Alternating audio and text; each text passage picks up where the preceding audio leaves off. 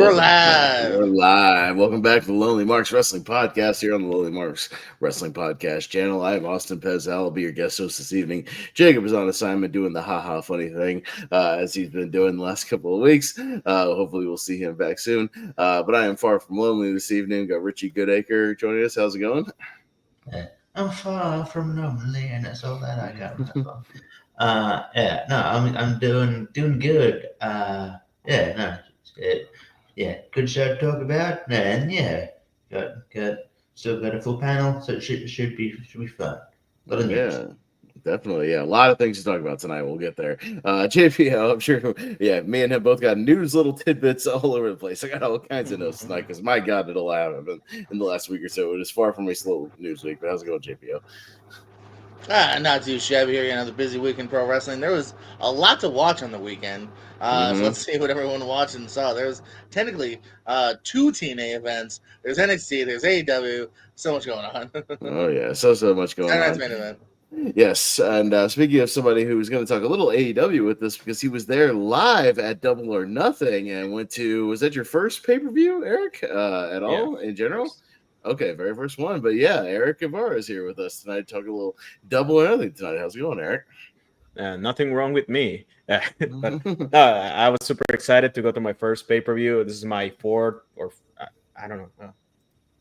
overall wrestling show. I got a lot to catch up to JPO over here, but I was super excited to go. There's not plenty of pay-per-views in Phoenix, so I gotta go. And I'm super happy I went to, I forgot what else I was going to say. You can make fun of me now that Jacob is doing the fun over there. And the people who don't watch wrestling, who I talk about Double or Nothing, are already getting tired of me, so I'm happy to talk Double or Nothing with people who actually watch wrestling. So that's fine. Yes. I know. People are like, and what is AEW? Why should I care? What? Who? Hangman Page? I don't know who these people are. What are you talking about? Yes. But since Eric is here, we probably normally would have saved kind of the Double or Nothing, detailed breakdown for later in the show. But since he's joining us here tonight, we don't want to keep him here all night. He's a busy man. We'll go ahead and get right up top with the Double or Nothing review. So let's talk about it, and Eric can give us a match by match perspective going down live, and if he can attest to it being as long live as it was for us watching the show on pay-per-view, because my God, it was a good show, but boy, was this a long show. My goodness. So maybe you can give us the vibe of if people were getting, a little tired there, what was going on, what was Perspective Live. You were there for all the chaos of anarchy in the arena, so you can, maybe tell us a little bit about that. Let's talk some Double or Nothing then. And it is, one of the top stories of the week, obviously. So let's break it down, shall we? Because we all got on here and watched it together, at least on pay-per-view, and of course Eric was there live. So where were you sitting, first of all, Eric? What was your perspective like? So I was the table, the commentary table, then the floor seats, then I was behind the floor seats over there. Okay, I was like 4 or 5 from this view. I don't know how to explain this, but you were on the lower end of the lower bowl, something like that, right? Facing, something like that. Kind of facing the big screen and the commentary table, something like that. All right. Yeah, like that. Pretty decent view, and one of the bigger stories of AEW the whole year is that they are very affordable. That you can go to an AEW show and not get in debt, as opposed to go to a WWE show these days. So I was super excited to get that kind of seat. So kind of early because I went to Dynamite in Phoenix like in February, I want to say, and that they allow us to buy the seats for Double or Nothing beforehand, like a week before the rest. I don't know how many days before everybody else. Good seats. Overall good seats. Not that expensive. So I was very happy with that. I could attest to something similar to that because I just went to Raw in Greenville recently, and the tickets price I paid for in the Raw for about the same seats I paid for Revolution last year in Greensboro, North Carolina, the Sting's final match pay-per-view of 2024. I paid about the same price for that pay-per-view ticket as I did for the Raw ticket for about the same same seat. So yeah, that gives you a perspective of the ticket price comparisons. Where if it was even just a lower end PLE for WWE, probably would have been about 3 times the amount, something like that, for probably the same seat. So yeah, I can attest to that even very recently. But yes, no, AEW, even especially for TV, for like a Dynamite, you can usually get something decent for even $40, which is not a bad deal. Yeah. At least they're good. You're going to get some wrestling out of it. If anything else, they're going to deliver in the ring.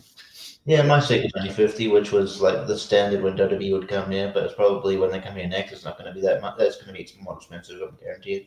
Yeah, So, for sure. Yeah. Did you see Pace in there? Pace. I didn't. So I asked him like 3 weeks ago if he was going to go, and he was still thinking about it. Like he was between doing Double or Nothing or Money in the Bank, and it's in San Diego this year, I want to say, or in LA. I'm forgetting. LA, right? Survivor Series in San Diego, that's right. And because he was thinking of seeing John Cena, and I told him at the very least, Double or Nothing is a lot cheaper, and you live already here, so that could work for you. And then he never told me if he was going to go or not. And then the next day, I found out that he was there, and he didn't tell me he was there. So I'm mad at him. If you've seen this space, and I'm mad at you, son of a bitch. All right. Well, let's go through the show, and talk about all this stuff. So, just run down. We have 2 matches on the pre-show. We had Anna Jay and Harley Cameron defeating Megan Bayne and Penelope Ford, which I believe they just ran back on Dynamite in like a no DQ fashion this past week as well, resulting in some broken noses, I believe, and some couple broken noses this weekend. Yeah, a couple of one of several broken noses. That was one of the themes of the weekend. But they had this pre-show match here, and then also we had the team of Bandito, AR Fox, and Hologram and Commander defeated Roppongi Vice and crew of Action Andretti and Leo Rush. So Eric, did you catch any of this pre-show action? Did you get there early enough for this? And if so, any thoughts? I did not. I made it to Phoenix. So the very same day we went to Phoenix, because I live like 3.5 hours from Phoenix. We arrived like 3, and then we decided to go eat. The show started like 4 over here, and then I went to the merch stand instead of watching. I arrived like probably in the middle of the 4-way, the 4 versus 4. Yeah. So, and I was very sad about missing. Like last Dynamite, I did see Bandido and Hologram, so I was happy that I didn't feel that bad about missing it. But I really wanted to see it. But I'd rather go to the merch stand before the show and don't miss anything in the main show. So I didn't see it, but I've seen it since then. So I saw it on YouTube. Yeah, the merch stand lines are killer. Like every time, even at AEW, I know it's like a good dozens of people deep. Usually every time I pass it. But, as someone who was at the merch stand and it was sold, most things were sold out like an hour before the show started. Did you get what you wanted at the merch stand? Yeah. Actually, I have it right here. So I got this Hangman Page sign drawing. It's fun. Nice. I also got this Tony Storm one, also signed over there. Sweet. Here. I like that. Nice. And this thing I should have gotten online instead of buying it there, but it's an Okada coin with Young Bucks. And I got a Hangman shirt, but I haven't done laundry, so I'm not wearing it right now. Okay. They've had a problem with not taking enough shit, and then forgetting that how in demand they are, and then you're like, okay. You get up there thinking that you left enough time to get stuff like, you can't have that. You have this though. What else? Just this. Okay. Yeah, that happened to me at SmackDown like 2 years ago. I went also in Phoenix, and I really wanted an LW shirt because, of course, Mexican, and that they didn't have anyone in my size. So damn, and that time I learned my lesson. I didn't go. That one I went during a Waller and Theory match. I didn't care for it, so I went to the merch stand there. And now every time I've been to a wrestling show, so twice since then. I go first, and then I see the rest of the show. Yeah, well, I'm sure JPO is a purveyor of unique signed merchandise can appreciate this little pictures and prints. I really do love that. I love that Tony one. Tony's got some really unique stuff out there. Like there's some I've seen of hers before. They'll do collabs with like her and Babe Ruth, or like her and Marilyn Monroe. She's got some fun shit out there. Yeah, I love that. Yeah, for sure. But yeah, JPO, any thoughts on any of the pre-show action here? If you saw any of it, before you move Yeah, on. no, I try to be completest if I can when it comes to matches. So yeah, I saw both. Yeah, the tag match was fine. Definitely, they took it up to the next level. I like their match on Dynamite a lot. I think they've had actually really good women's no DQ tag matches in AEW in general. But again, if you like seeing pretty girls bleed, or if you don't like seeing it, like yeah, maybe steer away from it here because yeah, what is it? Harley Cameron gets busted up pretty nicely at one point. But yeah, this match was fine. Main event was fine. A good quick 8-man tag. Both of them were given time though. That's like 12 and 13 minutes or 13, 14 each. So yeah, it was a fight enough pre-show. All right, Richie, any thoughts? Yeah, I showed up right at the end of the Harley, sort of Harley camera match. I was annoyed that the camera totally missed the finish. They had to replay. Like, so I think she has like a, I think she does like a. It happened a few times, and I don't blame her for missing stuff in the Anarchy in the Arena though. That's I don't. Yeah, that's a hard job.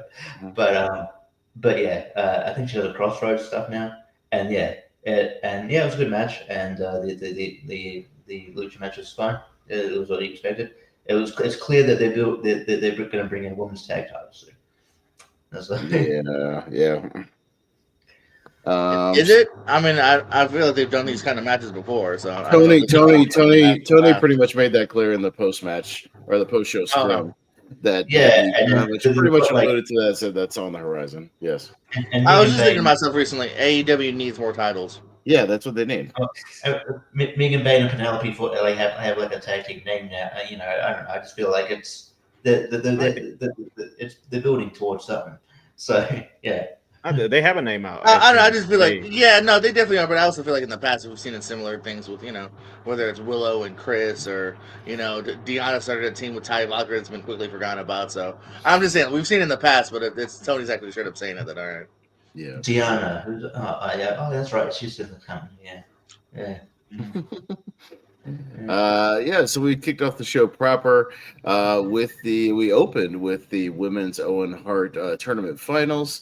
Mercedes Moné, the CEO, defeating Jamie Hayter 21 minutes 15 seconds. What I thought was a hell of a great match. I think some people thought Jamie may have had a chance here, but Mercedes, I think they're definitely gunning for the sort of the big match. It all in with Mercedes and Tony here, which is what they're definitely going for. Excellent match. Mercedes usually delivers on camera and into these pay-per-view matches. So Erica, hopefully you got back to your seat for the start of the show. What did you think about this opener with Mercedes here? Yeah, at the beginning, I wasn't feeling the crowd. I was feeling the match because I really like Mercedes. I finally got to see the CEO in action. But it started very technical, and one thing I always remember is Zack Sabre Jr. quote about like showing an American crowd technical wrestling is like showing Shakespeare to a dog. But eventually they got there, and the match started to get a quicker pace. There wasn't any drama for me personally because I knew Mercedes was going to win, but I'm a big fan of Jamie, so I was happy to see her have a good match with her. The finishing. The finishing sequence, like the once I've been rewatching the show like with the commentary because obviously I didn't hear the commentary, and they call it like a DDT, but I like it kind of looked like a DDT, but sorry, what's the word? Like I thought it was going to be more like one of those roll up sequence that Mercedes does, like those really complicated ones, but the way that Jamie's head went down, like, oh damn, that was a big reaction. It was like a spike small package. Yeah, it was weird the way it came off. Yeah, it was very strange. I don't know. Small package. Yeah. I don't know what they were, but I don't know if that was intentional or if that's what it would have looked like. But hopefully she's fine. That's what I hope say. Like, hopefully she's fine. Yeah. Well, she was fine enough to get jumped by Thekla on Dynamite. So a debuting lady. Yeah. I apologize. As an Australian, I apologize for her action. Okay.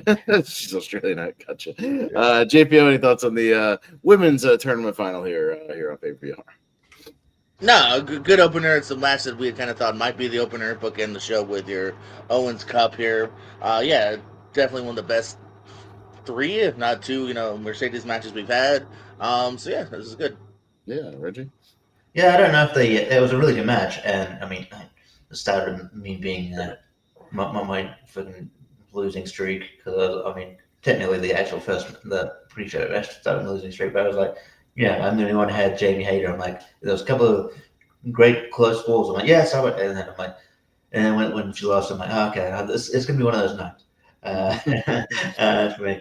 I mean, if it was a botch, it was a cool looking botch. I have seen the spike, that kind of spike, small package as a move done before. So I don't know. It could have been planned, but it looked cool. Hopefully she's right. Yeah. But yeah, a really good match. I'm glad that they actually. Yeah, I feel like there was a while there where Jamie Hayter was back, and then like she was just there. But like she should be one of the focal points of the division as well. Like always up there in title contention. So yeah, she's really good, and her and Monet had chemistry. I think Monet, it can be sometimes like as we'll get to, like Okada, where it's like, it depends on if she feels like having her working boots on, and she did, and it was really good. Yeah, no, excellent stuff there. We went on to some tag team action, a match that actually went a minute and 15 seconds longer than the tournament final, and maybe a little too long for what it was. We'll talk about that. But FTR taking out the team of Daniel Garcia and Nigel McGuinness returning to the ring here tonight, as he has kind of sporadically throughout the year this year. And they took out both these guys, taking out Nigel McGuinness on the floor with that shatter machine. And then finishing off Daniel Garcia in the ring. No Adam Copeland, as maybe thought some people might, see a little Adam Copeland at the end. Maybe Eric was hoping to see Copeland. Maybe there people had kind of speculated if he would maybe return and get the build going for something for All In. We'll see. We didn't even see him on Dynamite, so I don't know what's going on there, especially if they're going to build up to something. I don't know, but FTR going on here, a good match, but maybe a tad too long for what it was, especially when you consider the length of the full show. In the long run, this maybe could have been cut down by a few minutes. We'll go back the other way here. Richie, your thoughts on FTR's match here? Yeah, I thought it was a good match. I think Nigel McGuinness looked really, it looks very good, considering he's not a full-time wrestler anymore.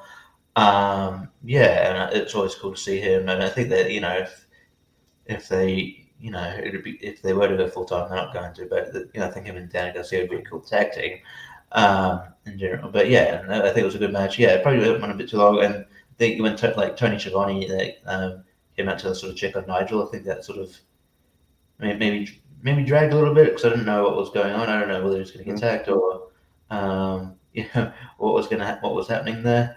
But yeah, it was. But it was good for what it was. But sort of, I think FTR needed to win here to establish themselves as menacing heels, I assume to build up to Edge, but and maybe Christian, but they haven't really delved into Christian being a babyface yet. So, we'll see what happens. But definitely. I said Edge, but because I'm not going to call him we'll see what happens with that. But yeah, I think it was a good match, but yeah, maybe on the long side. Yeah, JP. Yeah, no, not much more crazy to add than what you guys already said. Yeah, it's about a 24-minute match here. It's not for the tag titles. This isn't like, well, it's a storyline match. It's not like a, months in the making final blow off. So, I think it could have been timed just a little bit too, for sure, because I think that's kind of what hurt is that while it went long, I don't really know if I ever got to that next third gear that you were getting a really juicy match here. Good for what it was. I didn't mind the storytelling. I didn't mind the match itself. But yeah, like you guys said, and with knowing that you have that many more matches and hours to come, this is again just a perfect example of. I'm not saying cut the match necessarily. It's Nigel on pay-per-view is a cool thing, but yeah, again, there's no reason this couldn't have gone 15. Yeah.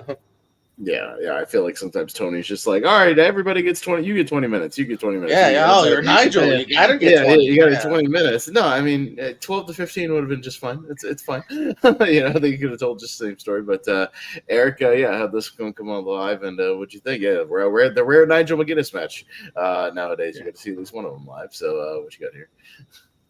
Yeah, growing up, searching the internet and all that, hearing about Nigel McGuinness and seeing a couple of the clips that I never thought I would see him wrestle, and I was super excited to see him fight.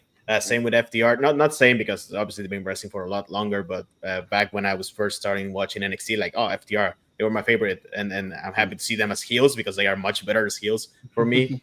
But yeah, I noticed like I wasn't thinking about it being too long until I started like drifting off during like the hit spot, like whenever they were attacking Nigel before Daniel Garcia did the final tag, like this has run a bit long, hasn't it? Because I found myself talking about I was telling I went to with my brother and his friend, and they are not really big AEW fans, so they didn't know the context. So I was explaining the context and all that, and I was telling them, if you're gonna pick a match to probably go to the bathroom or go to the merch stand again or whatever, because his friend hadn't gone to the merch stand yet, I told him the other tag match would probably be better for that because like that was a foregone conclusion. We'll go through that in a while.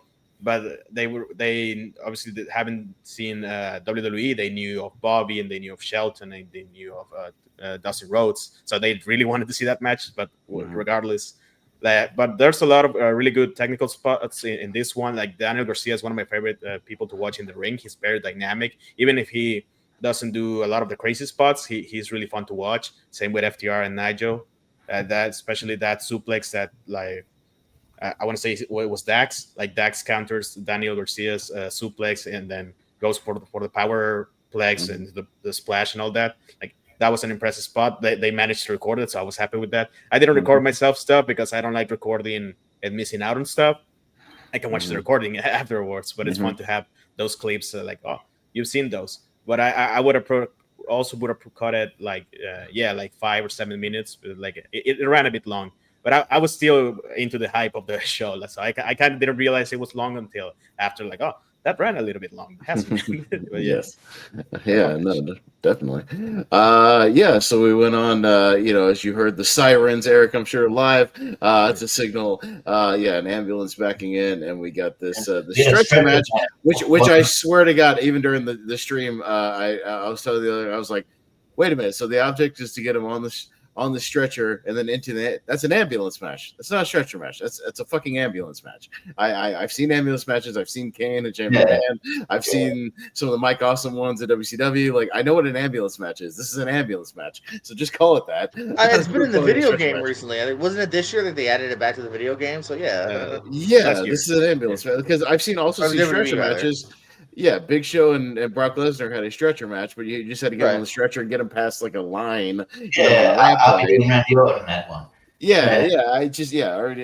So I was just that bugged me just from technically, that side of me, I'm just like, well, technically you're having an ambulance match, but okay.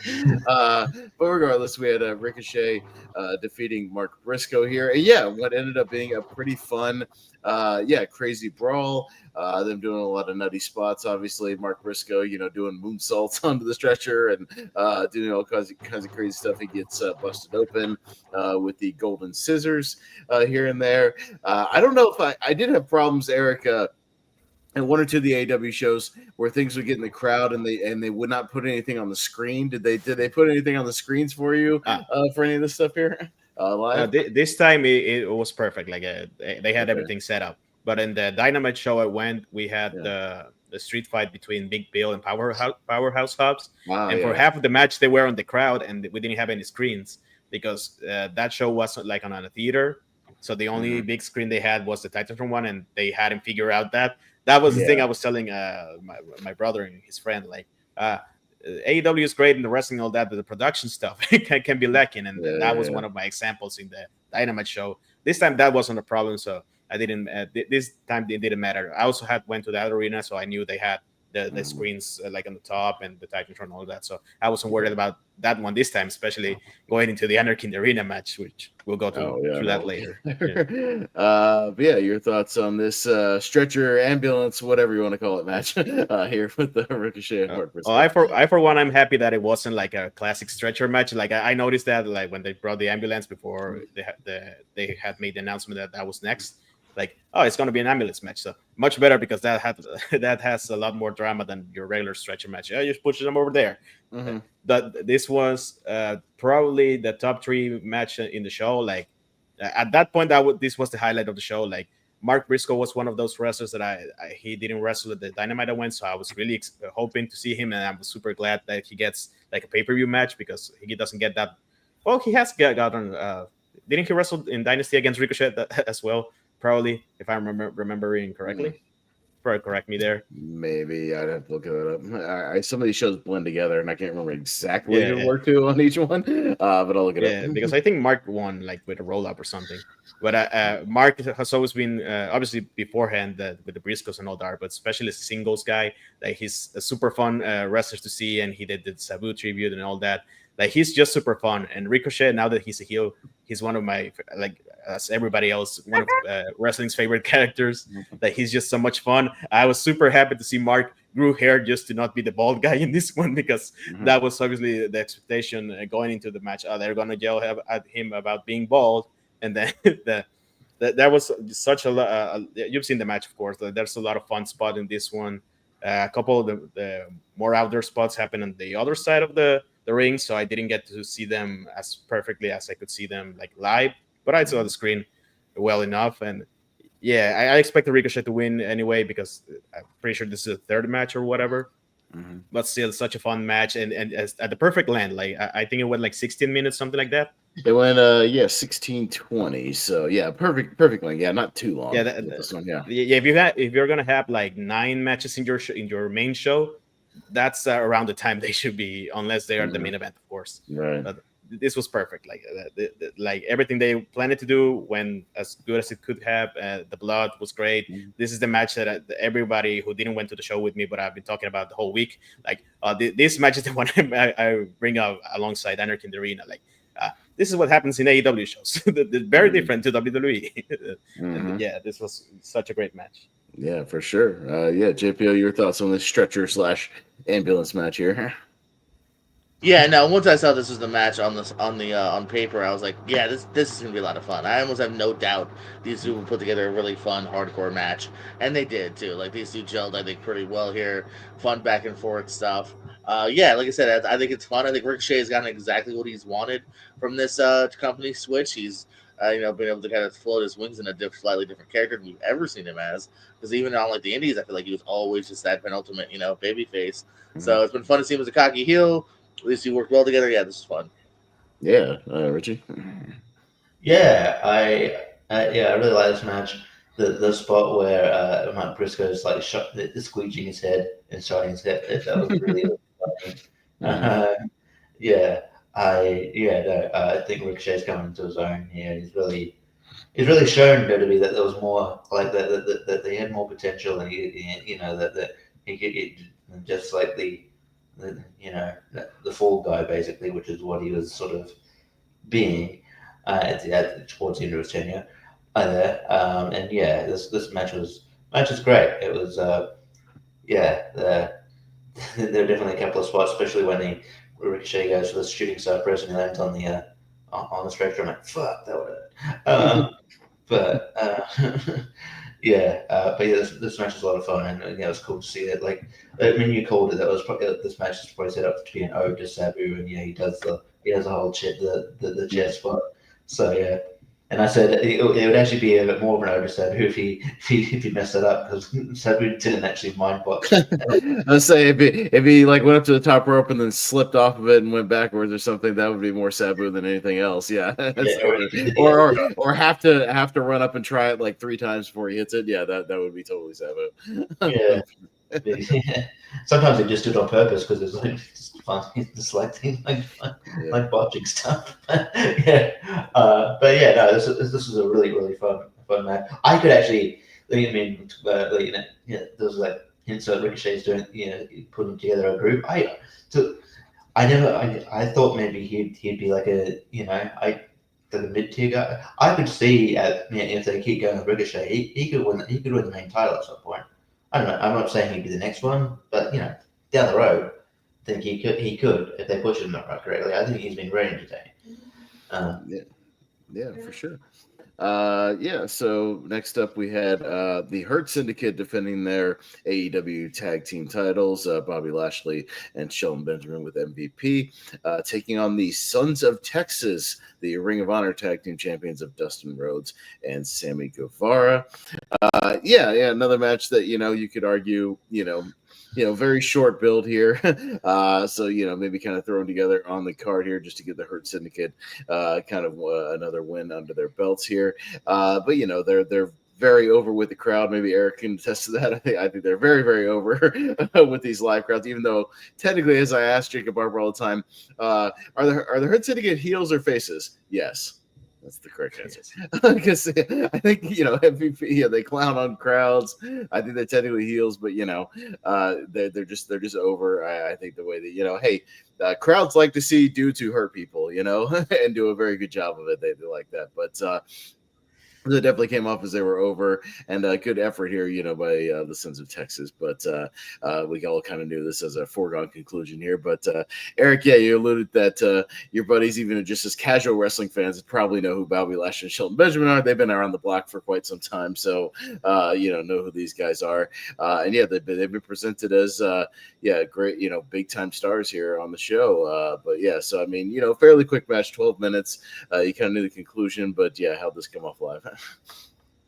As I told them, like obviously Bobby and Shelton, like they are just great, and then MJF is in there to start, so I really wanted to see that. This is the third time I saw Bobby and Shelton like at a show. No, actually I hadn't seen Shelton before, but Bobby was a manager in the first SmackDown I went, so I didn't see him wrestle, and then in Dynamite also he didn't wrestle, and now I'm not gonna miss this match even if I know how it's going to go, and it went exactly as it did. Like my issue with this one, not that it was bad or anything, that it was a good effort by all these people. Like the main story was, of course, MJF and the Hurt Syndicate, and then the other two were just afterthoughts, which was my issue going into the match. Like, and I told my friends, like, you can see that Sammy, even though he's doing really good stuff, he doesn't get the same reaction as somebody like Mark Briscoe, for example, gets. Because I explained the whole Sammy Guevara thing, and that why he's not as popular, and I also told them this guy and this, because they were like, why are these two teaming together? Because they had nothing better to do.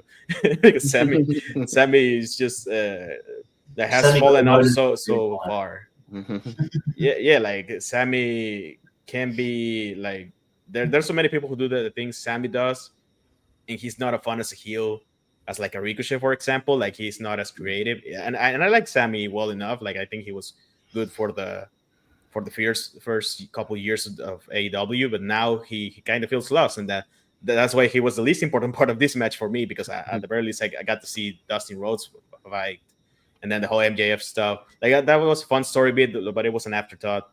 But besides that, like there was a couple fun stuff, but the especially the weird part was the stretch where we're maybe hinting that MJF was screwing them up, and then just Bobby is discussing with him like on this side to the Titantron in the ring, and then never mind, hugs him, and then goes to spear Dustin. And for me, it was kind of fun, but it was also like, what? They could have ended the match whenever they liked, and that's why they did at the very end. Like they just took out Dustin, took out Sammy, and that's it. But it was fun. It was perfectly placed in the match card, I would say. Yeah. Although maybe I would have placed it after Anarchy, but we'll go into that when we go after Anarchy in the Arena. Yeah. I feel like the spot where somebody gets speared through the barricade happens like every other week, by the way. Now it's kind of lost. It's not just in AEW, WWE. No, because WWE literally the same weekend did it on Saturday Night's Main Event with Bronson Reed and CM Punk.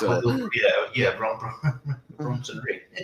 So I mean, we had two of those in the same. So I feel like that spot's kind of lost its luster. But anyways, JPO, any thoughts on Hurt Syndicate here? Kind of a foregone outcome here, but it's still a good outing.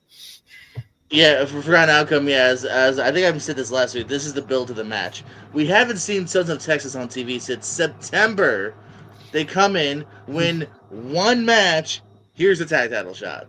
So, a little bit of a forgotten conclusion there. I will say, this is, I think, a great backhanded compliment. Probably my least favorite match of the night, and it wasn't that bad. It's watchable. So, great backhanded compliment, I think. No, everything was watchable on the show. There wasn't anything bad. No, just kudos. If this is the worst match of the night, you had a good night. Yeah, it was still a good TV tag title match. You know what I mean? Like, still good. Yeah, no, So, it was good. Yeah, no, just if they had it reminds me of, I don't know, just when all of a sudden people out of the blue. I mean, I guess they weren't in Texas, but they're close because they were in Arizona. They rush it for that because they know they weren't going to give it to them and all in. I don't know. Yeah. Like, again, same thing. Did the same thing with, I feel like, kind of the Outrunners. I felt like a little too quick. But at least they were on TV. This was even more so like, oh, yeah, these two are around.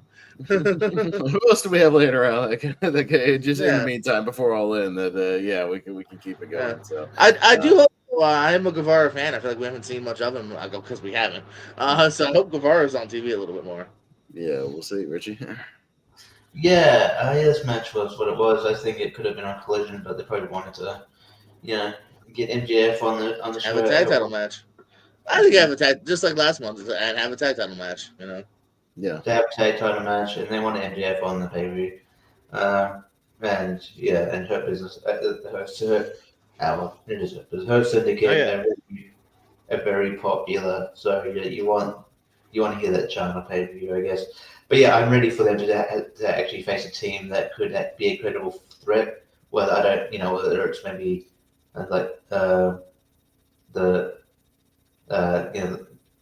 War Dog, like the War Dogs or something. Like I know that I don't know how Buddy's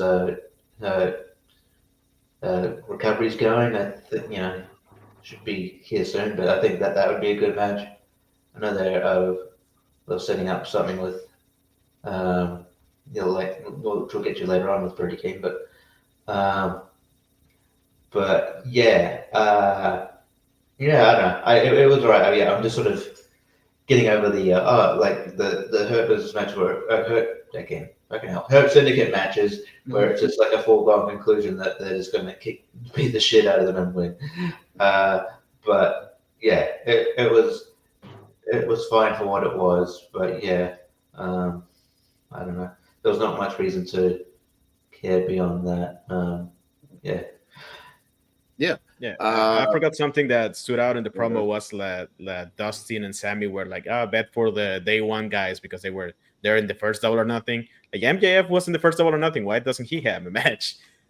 Like I was thinking maybe instead of that, have MJF fight like in a trios match against like a much more interesting trios to fight. Like for example, Paragon with the whole. I know we don't really want to see Adam Cole versus MJF again because of the whole devil stuff, but that would have been a more interesting trios match, and you would have cut a match of the show and would have been much shorter. Not that I'm complaining for real because I was super excited to be there, but like in hindsight, that probably could have been better for them, I guess.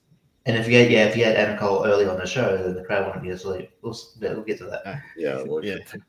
Another match that was kind of thrown together fairly quickly on television within about a week or two for the Continental Championship. Kazuchika Okada defeating Speedball Mike Bailey here. And another match we kind of thought was pretty much a foregone conclusion going into All In. But yeah, what ended up being, I think, kind of a dark horse, one of the matches of the night. Watching this live, this match was awesome. This match, I think, kind of exceeded expectations here. Okada can be hit or miss in AEW, whether or not he wants to show up and work. He wants to wrestle, but I think sometimes I think he gets in there with guys who are like, motherfucker, you're working tonight, so let's do this. And I think Speedball is just one of those guys who's going to work a Speedball match, and you just need to keep up with him. So I think he brought a great match out of Okada here. But yeah, I've been loving Speedball on TV lately. I was familiar with him in kind of the last couple of years at TNA, but yeah, he's been great and having really fun, charismatic matches. His kicks are just awesome. And devastating and great. And yeah, hell of a couple of back and forth sequences here. But JPO, I'll go to you first. Okada and Mike Bailey here having a really, really good match for not much build again. But yeah, kind of over delivering here. Yeah, again, is this one of those builds where again like they kind of like bumped into each other backstage? So gotcha. Again. It's a good big time match for Bailey, even though he didn't pick up with the win here. But it's good to see Okada again. I feel like you need these titles on pay-per-view sometimes, and that title has been overlooked in the past. This time we overlooked Adam Cole's title, but so no, glad we had good title match here. Yeah, again, typical AEW. Like I don't know if the build's fantastic, but you can't deny that these two didn't have a great match. I would imagine first time ever match too. So yeah. I would think so, because I don't think they've been in the same company to really cross paths before. Because I don't think Speedball's been in New Japan. Okada was in TNA briefly, but that was like years before Mike Bailey. So yeah, years there's before been Mike Bailey. So yeah, there's been 4 matches where they've been involved in a multi-man, even dating back to. Oh no, wait, hold on, that's a different Okada. Okay, 2 other matches, one New Japan match and one AEW where there is a multi-man, but this is definitely the first one. for sure. Richie. Yeah, no, this match is awesome. I thought this was fantastic. Yeah, both worked together really well. Had great chemistry. Yeah, the finish sequence, the counter to what's his finish to the lethal yeah the whatever, the something weapon, the lethal weapon, whatever it is. Yeah, whatever. Ultima, I think Ultima. the ultimate weapon. Yeah, that sort of like shooting star knee sort of thing that he does. Yeah, ultimate weapon into a perfect drop kick. Like just a perfect drop kick was amazing. And then the Rainmaker. Yeah, I could watch these guys. I'd like to see a rematch on the line. But yeah, my opinion. I think Mike Bailey will win a title like that a bit. Maybe in a Continental or TNT title like that, or eventually. I think he'd be a great champion. But yeah, this was a fantastic match, and yeah, I think he's definitely a guy that you'd want. He's definitely a guy that will deliver on a pay per view. So I think he's a guy that I don't think you'd want to get lost in the shuffle. I think he's a fantastic addition to the roster, and yeah, this match proved it. This match ruled. Yeah, Eric, thoughts on this one? Yeah. When Okada was entering, I was hyping up him to my friends. Like, Okada has been like the top wrestler in Japan for like more than 10 years now. He's over here as a heel, so he is going to be a little bit slower, guys. But still, Mike Bailey can get a good match out of him, and then that's what happened. And this one was one of like 2 or 3 matches that I wasn't recording. Of course, my friends were recording, and this one they didn't actually record that much because they were super involved in the wrestling. Like you can see that a great technical wrestler can actually get people involved, even though there wasn't much of a story going into the match, because obviously Mike Bailey is great. Like he's just has a fantastic. I don't want to call it a moveset, but it's a moveset for the wrestling game guys. Like yeah, it's a moveset. And then Okada, of course, like it knows how to get his spots, and he's not a very complicated wrestler. But I love seeing Okada matches in New Japan and all that. Like you can see him at work, and yeah, that's a perfect drop kick. Like the end is whoa, like if people stood up and all that. A couple times, obviously they stood up during the whole show, but at the finish, like and then as expected, they were kind of disappointed with the actual Okada finisher because they hadn't seen the Rainmaker before. Like, yeah, that's it, guys. That's his finisher. But remember the AA and all that. Like my brother's favorite wrestler used to be John Cena, and I always told him, his finisher kind of sucks. And yeah, the Rainmaker can be really good or really bad. It's just in the context of it, like the Rainmaker. Nobody kicks out of the Rainmaker. That's the whole deal. I think we talked about it. I think New Japan added a lot to the Rainmaker mystique when it was like Rainmaker. There's some moves like in New Japan that look just so much better. Like I always love the camera work in New Japan, and obviously the pose before. Like he doesn't do it anymore because he does this, but the Rainmaker pose and all that. But yeah, this was a lot of fun, and also the perfect land. Like this went around 16 minutes too, like the same ish as the ambulance match. But yeah, this went great in the crowd. It was fantastic. Yeah, no, almost the same length, 16:05 here. So yeah, again, good length for it. Still able to tell a good story. But yeah, not too long. But yeah, then we got to see a little timeless Toni Storm defending her AEW World Championship against Mina Shirakawa. Another one that had kind of a pretty quick, short build. Mina's back, and she wins one match and gets touched shot. You know what I mean? It's very quick again. But they do have at least somewhat of a history with the Mariah May storyline, so there's at least something there. But yeah, I thought Mina looked really good here. She worked very, very hard, and these two again had very good chemistry together. And Tony's one of the best in the business right now. A lot of fun to watch live. But yeah, I mean, again, kind of a foregone conclusion going into All In as well. We kind of figured Tony would keep the title, going into their biggest show. But yeah, Eric, did you have to explain the timeless Tony Storm gimmick to your friends and what's going on with her? That she's this, old Hollywood star, gracing us with her presence today and whatnot with Luther and everything. But yeah, this come up live. Yeah, that one took me like 5 minutes into the match to explain the whole Tony thing and why she's fighting Mina and all that. We were a little bit distracted with Mina's entrance. So I'm so glad her original music came back. But that song they sounds changed it in the middle of the show. And Dynamite, that was funny. that was a fun bit. Like, I don't know, I just changed it. Like he said on Twitter, like, Tony, pay attention to your show. But he listens to everything except about the length of the shows. But he listens to the fans, except for when it comes to shortening up your pay-per-views. But all right. Yeah.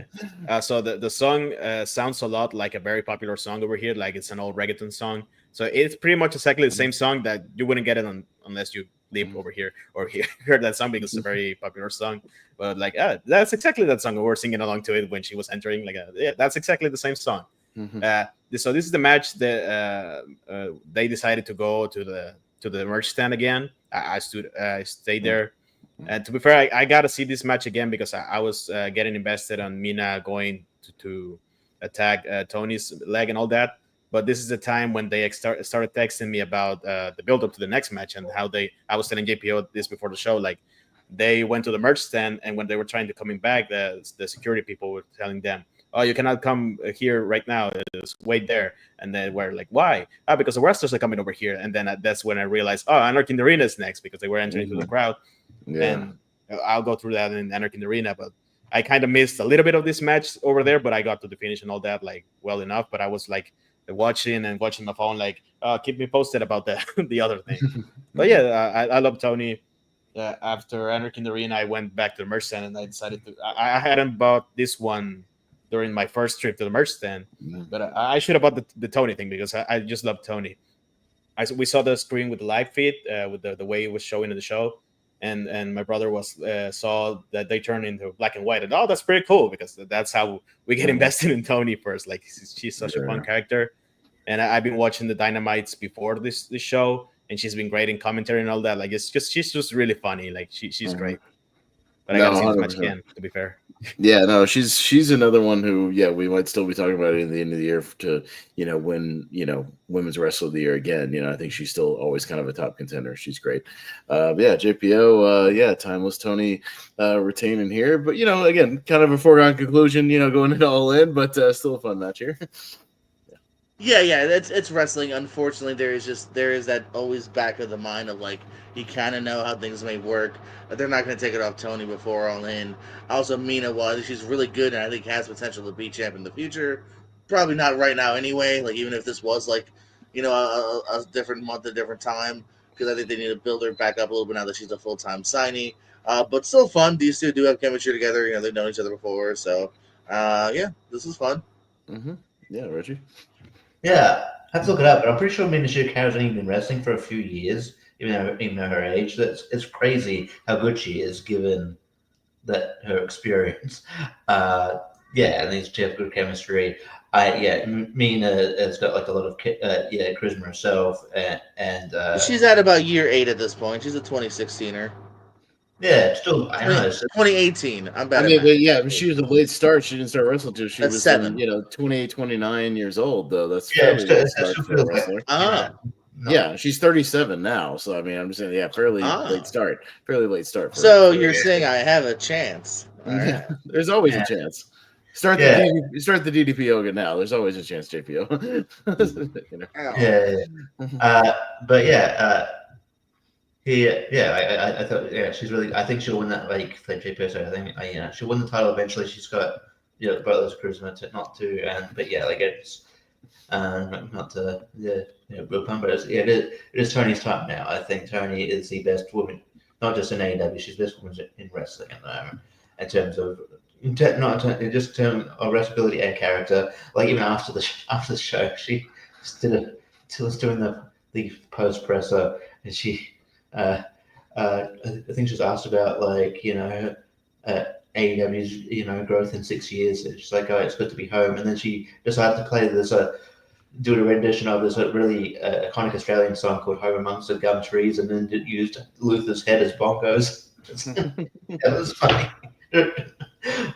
She's just like very. I think she's just having a lot of fun, very funny. And yeah, you wouldn't have known. I would have known that, like, when I was watching her as, like, playing this like sort of punk rocker chick, that she had had this much charisma in her. I didn't realize, like, sometimes you got to let these people, like, kind of fly, and you don't realize these people have ability to charisma, like Ricochet's a great example. He probably got labeled as sort of what like while he's like really really good, he probably got labeled as a bit bit boring because there's no character there. That's probably because you can give him much of a character to run with, but he's he's proven he's got charisma. So I don't know.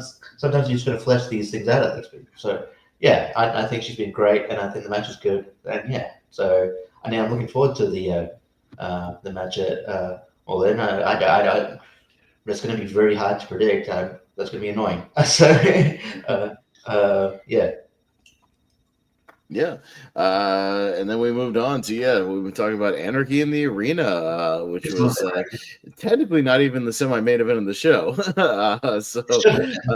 Yeah, probably should have been. Given what happened after the fact.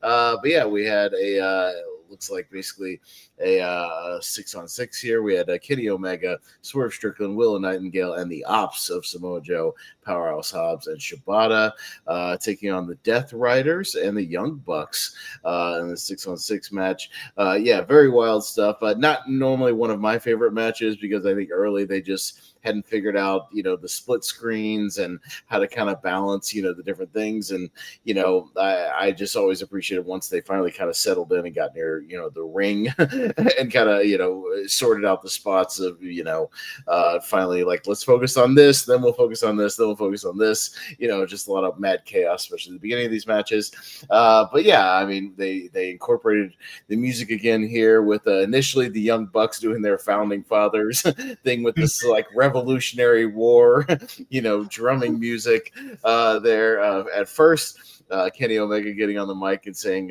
let's play something different. They play the much ragged on Dynamite theme for a little while with the Pointer Sisters. I'm so excited for a minute. So that's why they didn't play that. Just to get meme to hell. And so just kind of as a gag here. And then let's get some alternative rock, some 2000s here, and let the bodies hit the floor, Eric. And that's what it hit up for the crowd. A song that most people I think know. Anybody our age especially is a big part of our lives. Maybe one or two times too many. I think playing it 4 times in a row is maybe a little overkill. Once or twice is fine, or at least switch the song to something else. But yeah, it was definitely anarchy, all kinds of brawls and dives all over the place. Got some blood, got some big weapon spots, all kinds of interference here and there with the returning Hook briefly with Gabe Kidd. No Eddie Kingston as we thought. We thought because of Gabe Kidd and Kingston might have showed up, nothing there. But the baby faces eventually getting the win here. But Eric, tell us all about Anarchy in the Arena and how chaotic was it live? How crazy was it when they started hitting the music? Everything between, man. Let us know. What's up? Yeah, it started very chaotic before even the match started because of the whole they got stuck in the crowd waiting for the wrestlers to enter because so I was all alone over there and I was checking the phone to see how's it going, like he's just prepping, like it was Claudio over there. And then going into the show, like much before the show when the only matches announced were like the Owen Hart Cup finals, like I knew they're probably going to add Anarchy in the Arena because they were building to that. And I was watching Anarchy in the Arena last year with you guys, like in his live stream. And I remember I didn't really like that match in that one. That one also ended. That one was just a mess. Last year, there wasn't any particularly memorable spots at the top of my head. And the ending kind of sucked because it was Jack Perry pinning Danielson after a regular Busaiko knee strike, I guess. I think that was the ending. I could be wrong. It sounds about right. I remember having kind of like a flat ending, for what it was. Yeah, and it was the main event, and the bad guys won. But this one stood out really quickly, mostly because being there in the crowd, like this is why you go to wrestling shows, like with these types of matches. Like the energy of the crowd was just fantastic from the very beginning.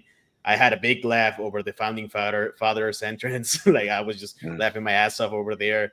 Like I can understand that the Young Bucks can come off a little bit hokey or whatever, but that worked for me, especially when they are heels. That works a lot for me. I had a lot of fun with that.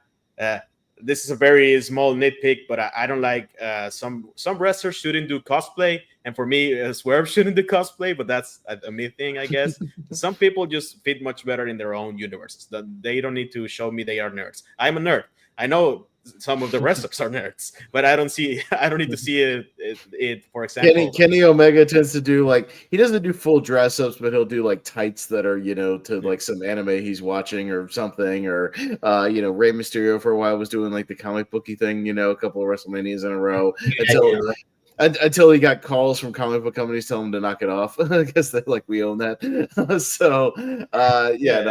I know what you mean. I didn't mind the Predator thing. I like Predator a lot. Well, I thought the coolest thing about it was they changed the Titantron to be like an infrared thing, like Predator Vision. I thought that was cool, for what it was. But I guess because he was hunting bucks tonight or something like that. So it was cool overall. Like it's just like the character Swerve maybe shouldn't be a nerd. Yeah. I had the same issue with Static Shock entrance. Like I get the significance because a character like Rey Mysterio, who's a major babyface, can't do that. Even Kenny, when he's killed a babyface, I can understand his character is a little bit of a nerd, even presenting. Swerve shouldn't present as a nerd, but that's a me thing. That really didn't matter. I was just happy to see him because Swerve. I didn't get to see Swerve in the last show either. He didn't show up either. Obviously, it's a lot of fun to do the of course, yeah, it's a lot of fun with the crowd. Willow was a particular standout. Like she's just so much fun to watch, and she was getting involved over there, getting the hits, and same with Marina. What else stood out? Oh yeah, the songs at the beginning. Like I was expecting them to have songs because the last couple of Anarchies have had that, and then with the big pop when when the bodies started playing, like just god damn, like there's just so many to go through. That particular match they recorded a lot, my friends. So that's the ones we've been showing to our fellow friends over here. Like this is what happened in this show, and this is what you should go. And we stood up the whole match. This stood out to me watching the clips in social media. Like as I expected, it was a mess in the production side, but I was and even for a little bit, it was a little bit of a mess watching the stuff that wasn't apparently visible at the time. We had to watch the screen. They did at the beginning. They did do a 4-way split screen. But even when you do a 4-way split screen, I'm trying to we were on the live stream, obviously, we're just being like, okay, all right, you watch the right one, I'll watch the left one. We'll tell each other what's going on in this match, and then but for some of the bigger spots, they kind of when Kenny's doing the the moonsault off the balcony or whatever, they switch to that, and they did the full split screen, but only for a few minutes, and they quickly gave up on it. Yeah, they kind of gave up on that and just went to just focusing on the big spots mostly. Yeah. So some years they don't give up on it. Some years they go through that a lot. I had the same thought when the song was playing for third, because the first time it hit, everybody was singing, of course. Then the second time it was still excitement, and by the fourth time, okay, you can cut it out. And I was happy to see the big swing. Well, they eventually did a spot where I guess they tried to make it seem like somebody got thrown into some electrical stuff or whatever, and then it cut off, and it is what it is. But yeah, I think two's enough. Two's enough. We got it. We had fun with it, but the crowd energy is going to be down when the fourth time, rolls back around. Even when on the stream, we were just like, really, guys? Four times? All right, that's enough. I get it, Tony. You have the money. The money. You want to get your money's worth out of Drowning Pool. I get it. Yeah. That's fine. That was a lot of fun. Watching the clips, I noticed at the end was a bit screw up, which is what I thought would happen when I was watching it live, like the one winged angel into the table and into the swerve stomp to the other. I don't remember which box specifically. I think it was Matt. That was too close together. On TV, it's gonna suck, and it kind of did. But it doesn't matter because I saw them pretty close together. That didn't matter live. Probably on the stream itself, that could have been missed. But still, that was a lot of fun. Yeah, the highlight, not the particular favorite match of the night, but still the highlight of the overall show was just the atmosphere and the spots and all that. Sure. That was a lot of fun. Yeah. Much better than last year, definitely. That was I super happy about. Much better than last year's. Right. Totally. I joke that Dave Meltzer had already given it 5 stars, once they hit bodies on our live stream. As he did with some of his other ones. Richie? Yeah, it was definitely more palatable than last year's. Apparently, of course, everybody's kind of banged up and given a couple weeks off, which makes sense. Yeah, because of what they went through. Especially that when Swerve got a nail through his tongue by Or a staple through his tongue. A The staple, staple stuff was funny. The best staple thing was when he was just casually stapling people running at him, and Yeah. then Wheeler went to do like a dive at him, and he just stapled him out of midair. Just that was very funny, very funny. I appreciate it. Yeah. Willow was really good in this match. It was cool that she got she got in there. Like she had another spot where she was obviously chained, cuffed by her ear to the post. I honestly see her winning one. I see her winning one of the titles, the women's titles at one point. I wouldn't mind her beating Men's 61A at some point. Wouldn't make sense to. Yeah, she's like really good, and she came to her own this match. Yeah, it was really fun. Really, it was wacky as hell, and I like the finish with the all loading in the ambulance, getting used to the ambulance again. Sort of felt like they were like kind of like locking zombies in into a thing, corralling zombies into a thing, and it felt good. I don't know how they're going to top that. If they're going to do blood and guts or what the hell they're going to do, but look, it was good to see someone other than like Death Riders get a win for a change. But this was fun. It was good. I didn't even hear bodies 4 times. I think there's an issue of like not just in wrestling, but there's an issue of like doing something for too long. We get it. Like there's short and sweet is actually there's a sweet spot where short and sweet where something works. Like that, and then I think it was in GCW where they did the whole invisible man thing, and it was like, it was fun, but it went on for ages in the clusterfuck. It's like, no, it's a joke, it's a cool joke, do it for a bit, now it's dead. And then that happens in movies as well. So but I don't know, that joke went on for a bit too long, and it kind of got tired after a while. But I'm sure next year's Anakin Arena he'll flaunt there'll be another song and be like, I got the money, I've got the money for this. It is interesting they didn't play the Elton John song probably because that's too expensive. Next year they'll have Adam Copeland in the match, and Metalingus is going to play the whole. Mark my words, that's going to happen at some point. And again, the crowd was singing. Like this is a match like current Adam Copeland would love to be in. I don't know. I mean, I know why, because he's in the FTR storyline, but still, like it's weird that he wasn't here, particularly this year that he can. I don't think he's injured for real. Like it's just a storyline. Maybe he's saving himself for All In or All Out. I meant to say this too, like with the how sometimes you were saying on Dynamite didn't have the screens on when I was at Grand Slam. Yeah, it was hard because they didn't have the screen when they were in the crowd for that street fight that I was that was there, and so like we couldn't see a lot, but luckily like when Copeland did the dive, I could see that because I was like it was near me, so I could just turn my head. But it was kind of annoying. Like you just had to sort of rely on crowd's reaction. Something must happen. Oh, cool. I just joining into the crowd pretending I saw something because I couldn't see shit. JPO, any quick thoughts on Anarchy in the Arena here and how it compares to some of the previous years and whatnot?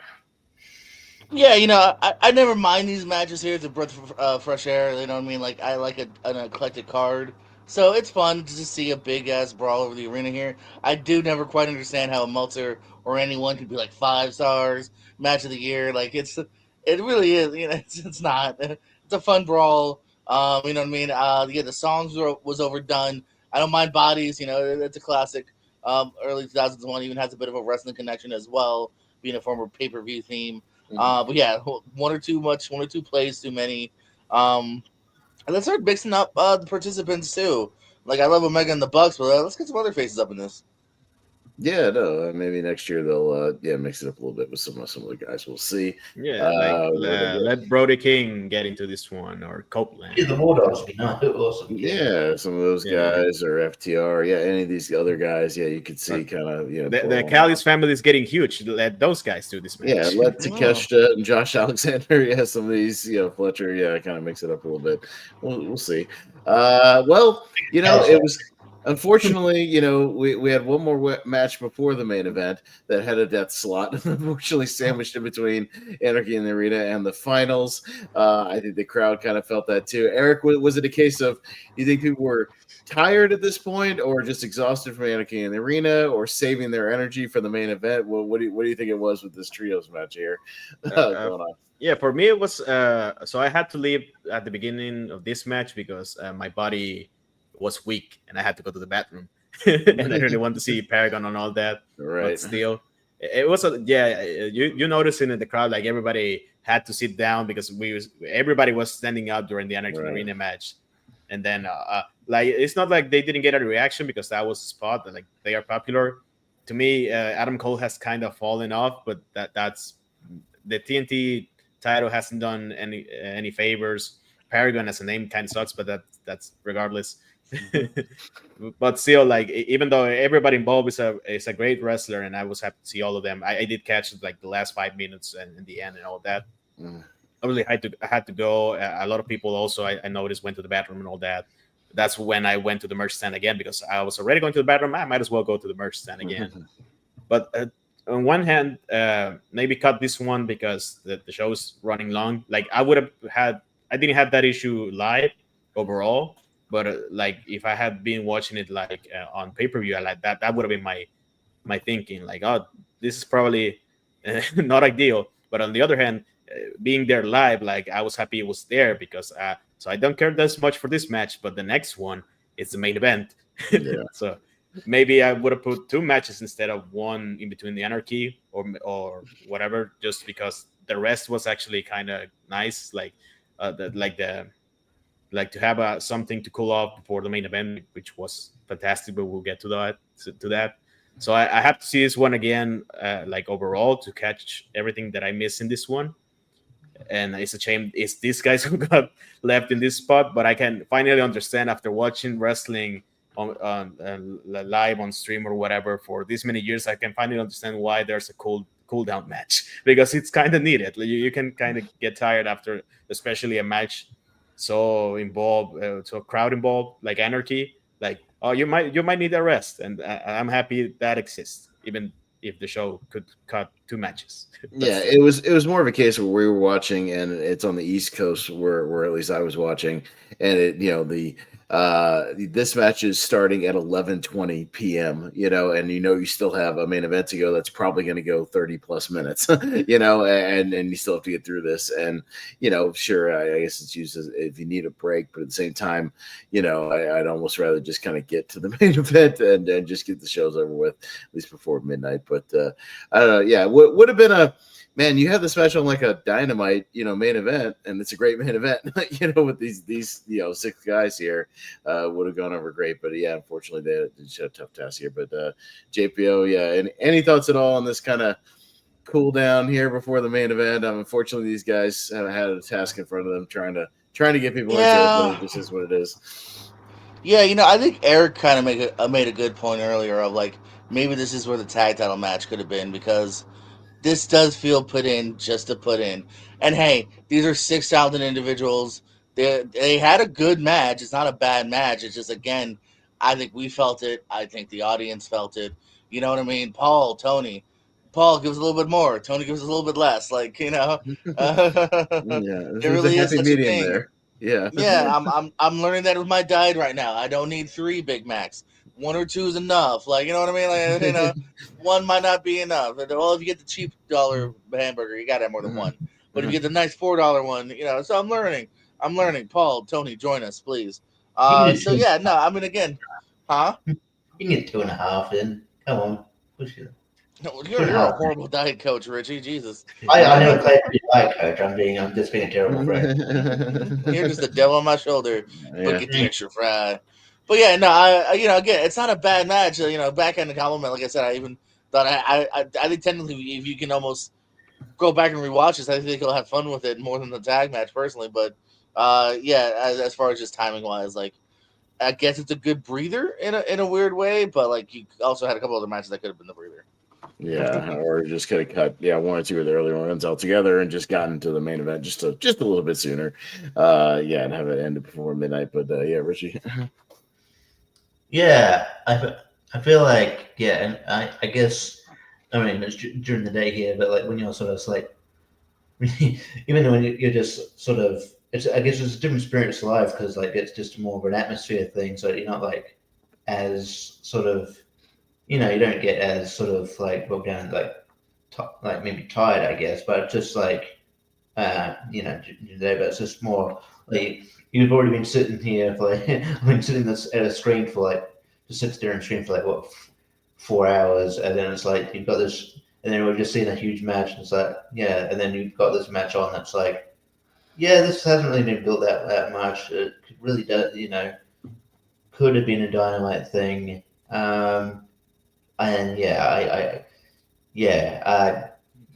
would have just been like, hey, maybe, either like Eric said, put the tag match on here, or you could risk going to the main event, but maybe I don't know, maybe there's a strategy to that. But yeah, I don't know. I think they definitely worked their ass off. They tried, but I think they were put in a no-win situation. But yeah, I know I do tend to agree that like. I think Adam Cole has fallen off a little bit. I thought the TNT title would, it was a good step in the right direction because I thought it would rehab him a bit. And it's not his fault. He's just being put in shit storylines.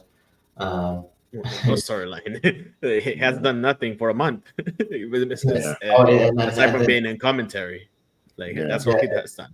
And then commentary, and then he's also lucky he wasn't injured. We'll get to that on top. And then also getting killed on Dynamite, or almost getting killed on Dynamite with his head, hitting the apron. Jeez, that was a scary spot. But you know why it was on pay-per-view?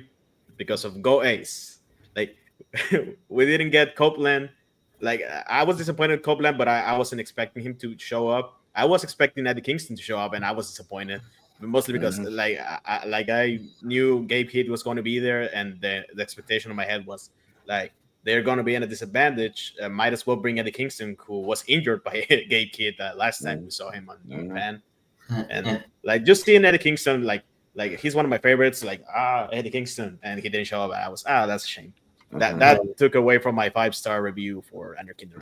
I was going to give it 5 stars, but still, I should have seen Eddie Kingston. But I never thought I would see. Like, obviously we didn't see him wrestle, but I like my brother recognized Hiroshi Tanahashi because I have been using him on 2K and the 2K games since 18 or 17, and I never told him who he was. He just saw that wrestler that I always use with the frog splash and all that.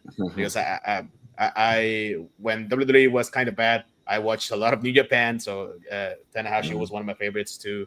Okada and all those. A lot of those wrestlers, like he knew because I used them on the 2K games, and like I was like I did the Leo thing when I saw the Go Ace. That's Hiroshi Tanahashi. He's there. That was a highlight of that particular spot on the show. Like, Hiroshi Tanahashi. Nice. Shows you where this was lodged and how I was kind of drifting because I totally forgot about the Tanahashi coming out. I totally did too. Yeah, Brody. Totally forgot about that. So shows you how much was kind of lumped in here. But but it still was cool live. But we did get to our main event.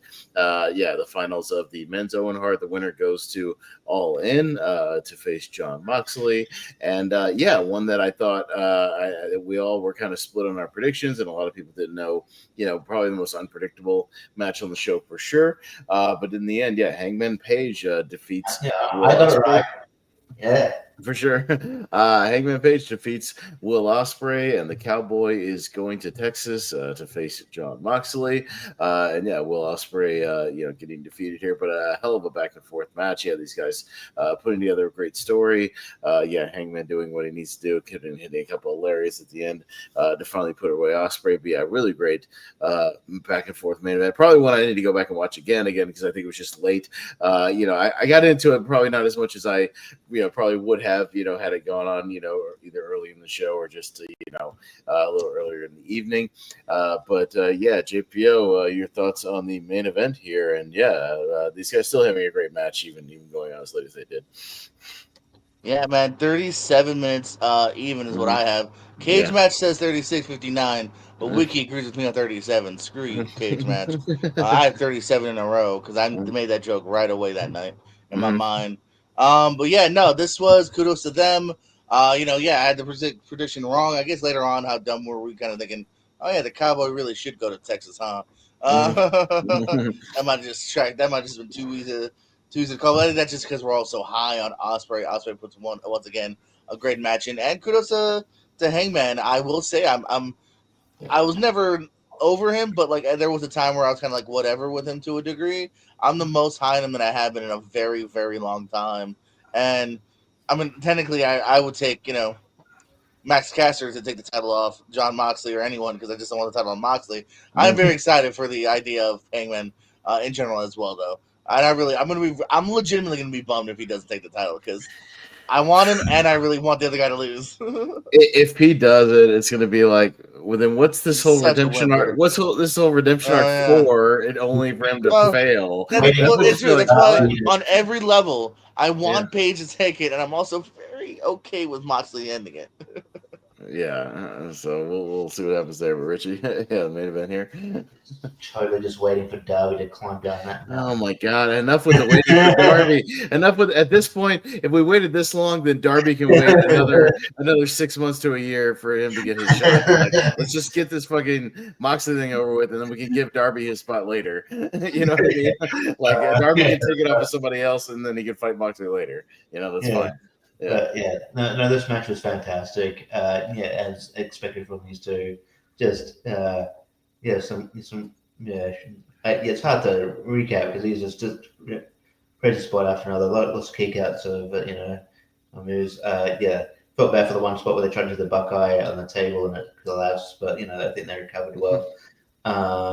Really good chemistry. Apparently, both were advocating for each other to win. I think going for Heyman's right choice, not just because I'm biased because I went for him, but it helps.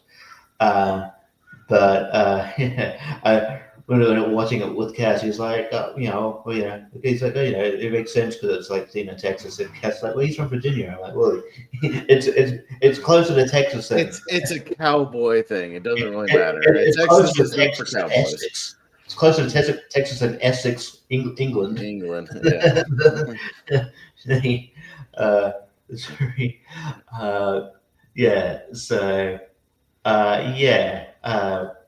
No, I like how the entrance of Hangman were like, oh, this feels like a car commercial. And I'm thinking about that. But yeah, no, this match ruled. I'd love to if Hangman wants a title, if they do a rematch, do a couple matches, do a whole program. I love this. Seems like they're building towards like a group to take that down. Take down the Riders for that. It could be interesting. I'm really invested in Hangman at the moment. I think actually AEW has been, in general, been a lot better lately. This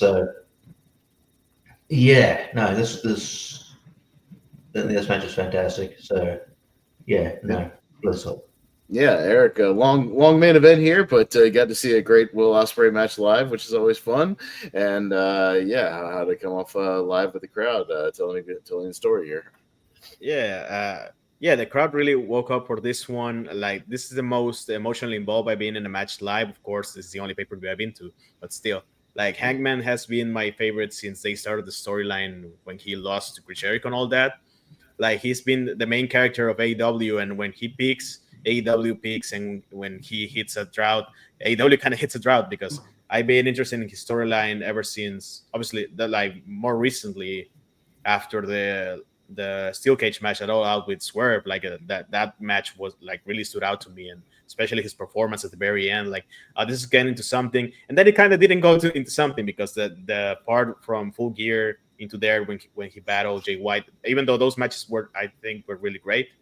Like that storyline didn't advance Hangman, and then he faced. That's why I thought he would lose this time because he already faced Moxley at World's End in the 4-way. So maybe he's gonna lose. Like my heart say Hangman because I wanted him to win, even though I really like Ospreay, but my brain said Ospreay because like he makes the most sense if he's gonna lose, because I'm still thinking Darby's gonna win it, but I'm hoping Hangman does win. But going into the match itself, this match, like obviously the clear contender for the best match I ever saw live. Before this, it was Io Sky versus Asuka in a SmackDown for the Women's Championship, which was a really good match too. But this one had everything that I really like about wrestling. Obviously, it was excellently performed, except for the table. That was kind of a bummer, but still. But that it had a lot of callbacks, even though they don't have a particularly long story between the two of them. Like it had a lot of callbacks to Swerve and to Kenny and to some of the and to even Bryan Danielson when he Hangman just feints to avoid the hidden blade. Like Danielson did that with the buckshot lariat, and then when Hangman did the big pressure is the Swerve smooth, and then Ospreay does the foot on the rope. I remember that happened in one of the Okada Omega matches, like with the One Wing Angel. That's the only time it was even close to being a kick out. Like that was the way he did it. Like he just put his foot on the rope, so it's not technically a kick out, but that doesn't matter. And the promo he hit the week before, like not a week, but Dynamite before, like that really sold me in Hangman winning, because like I got emotional hearing him talk about, like, obviously he's a character and all that, but like Hangman is a really good deliverer. He's a really great character, and he was talking about his redemption arc. So I was more involved into Hangman winning. And then when Ospreay started acting more heelish towards Hangman, that's when the crowd really, because the crowd was split before, and it was kind of split going into the end. But when he started doing that, I was thinking, oh, Hangman is probably going to win, because it doesn't make sense for Ospreay to do this right now. Like it makes more sense for Hangman to do it. And then like at the very end, like this is the only match before the match, while the match was building up, because it was kind of slow at the beginning, but that was fine because I knew it was going to be long. I was explaining the whole story of Hangman to my friends, and they really got involved in his story, because like he has a great story. Like I'm just super invested in that story, and we stood up even at the end. That's the only match where we stood up when it finished, because it was the biggest storyline going into the event, and I was just super emotionally involved into it. And they're just fantastic. Like, obviously, the wrestling was great, but the story is what sells it for me. It's not as big as Cody finishing his story, because that really made me tear up a little bit when it happened at last year's WrestleMania. But still, like Hangman made it, and I love the callback at the end of him going to the cup. I don't remember the cup was there, but still, he going to the ramp and then going back. It's a callback to the All Out last year when he almost did that, and people were scared that he was going to attack. Women were like screaming, and and it was people were freaking out. Yeah, I feel like if it's like you said, it's not as big as like Cody finishing the story at last year's WrestleMania, but I feel like if Paige doesn't win in Texas at All In, like, what are we doing? Like if we're not, finishing these storylines and coming full circle with these arcs, like him being like an original guy to take down Moxley and stand up for AEW. Like, I don't know. I feel like that's a missed opportunity.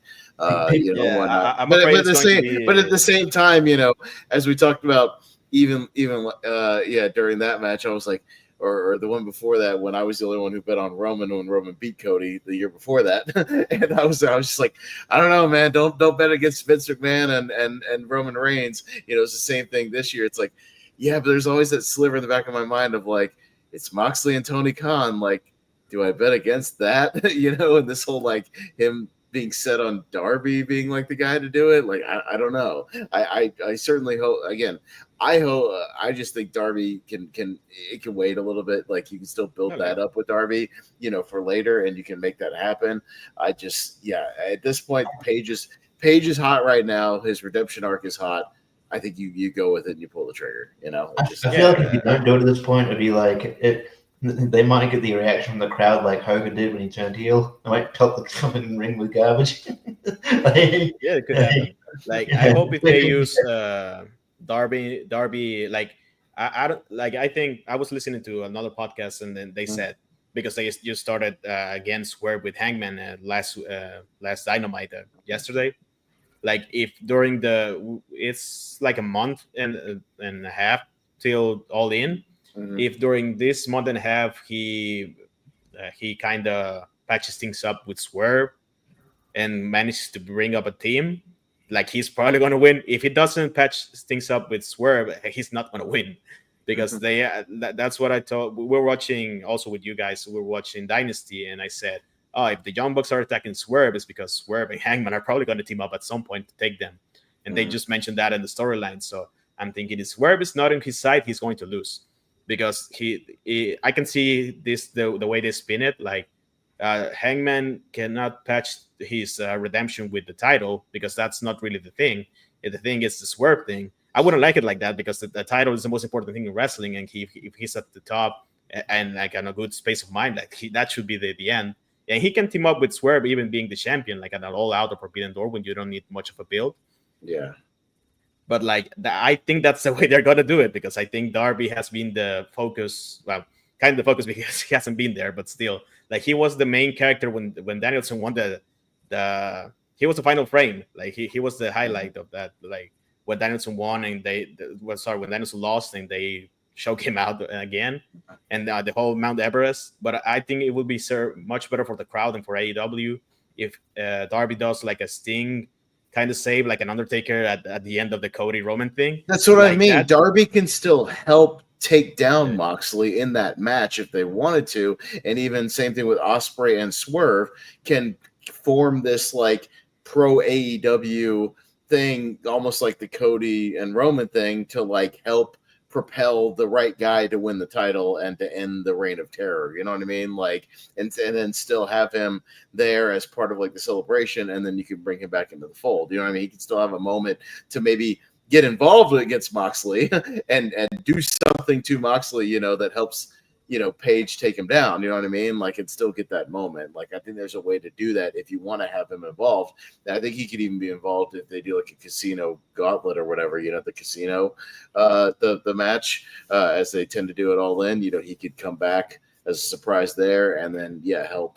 In the final match, do something to get a measure of revenge against Moxley. You know what I mean? I think that's the thing, because in all likelihood, that match could even end up with the stipulation where it's like a no DQ thing. I would not be surprised if in Texas they do like a Texas death match or something. You know, it would make sense with Moxley as well, who likes to bleed in his main events. If they end up, something to where Hangman gets to maybe pick a stipulation and he goes with his Texas death match type. It makes sense in Texas, obviously.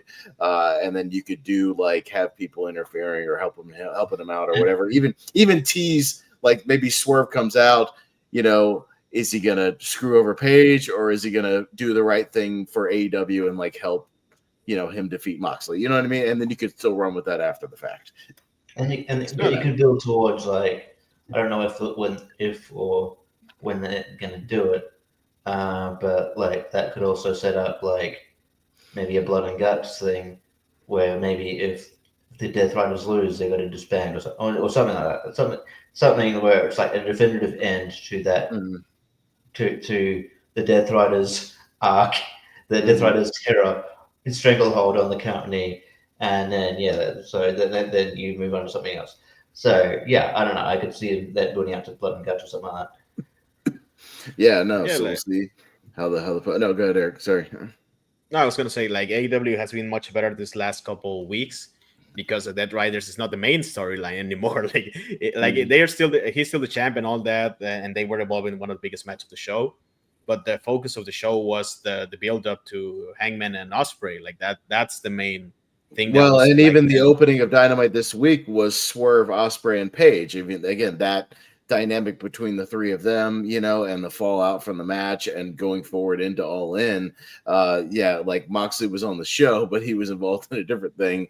So I would hope that the going into All In, that like trio or that storyline plays out even at All In, you know what I mean? Like as far as them, you know, having this conflict between each other, but maybe again coming together for the greater good, if you will, at All In. I think that would make for a great ending to that show. Yeah, for sure.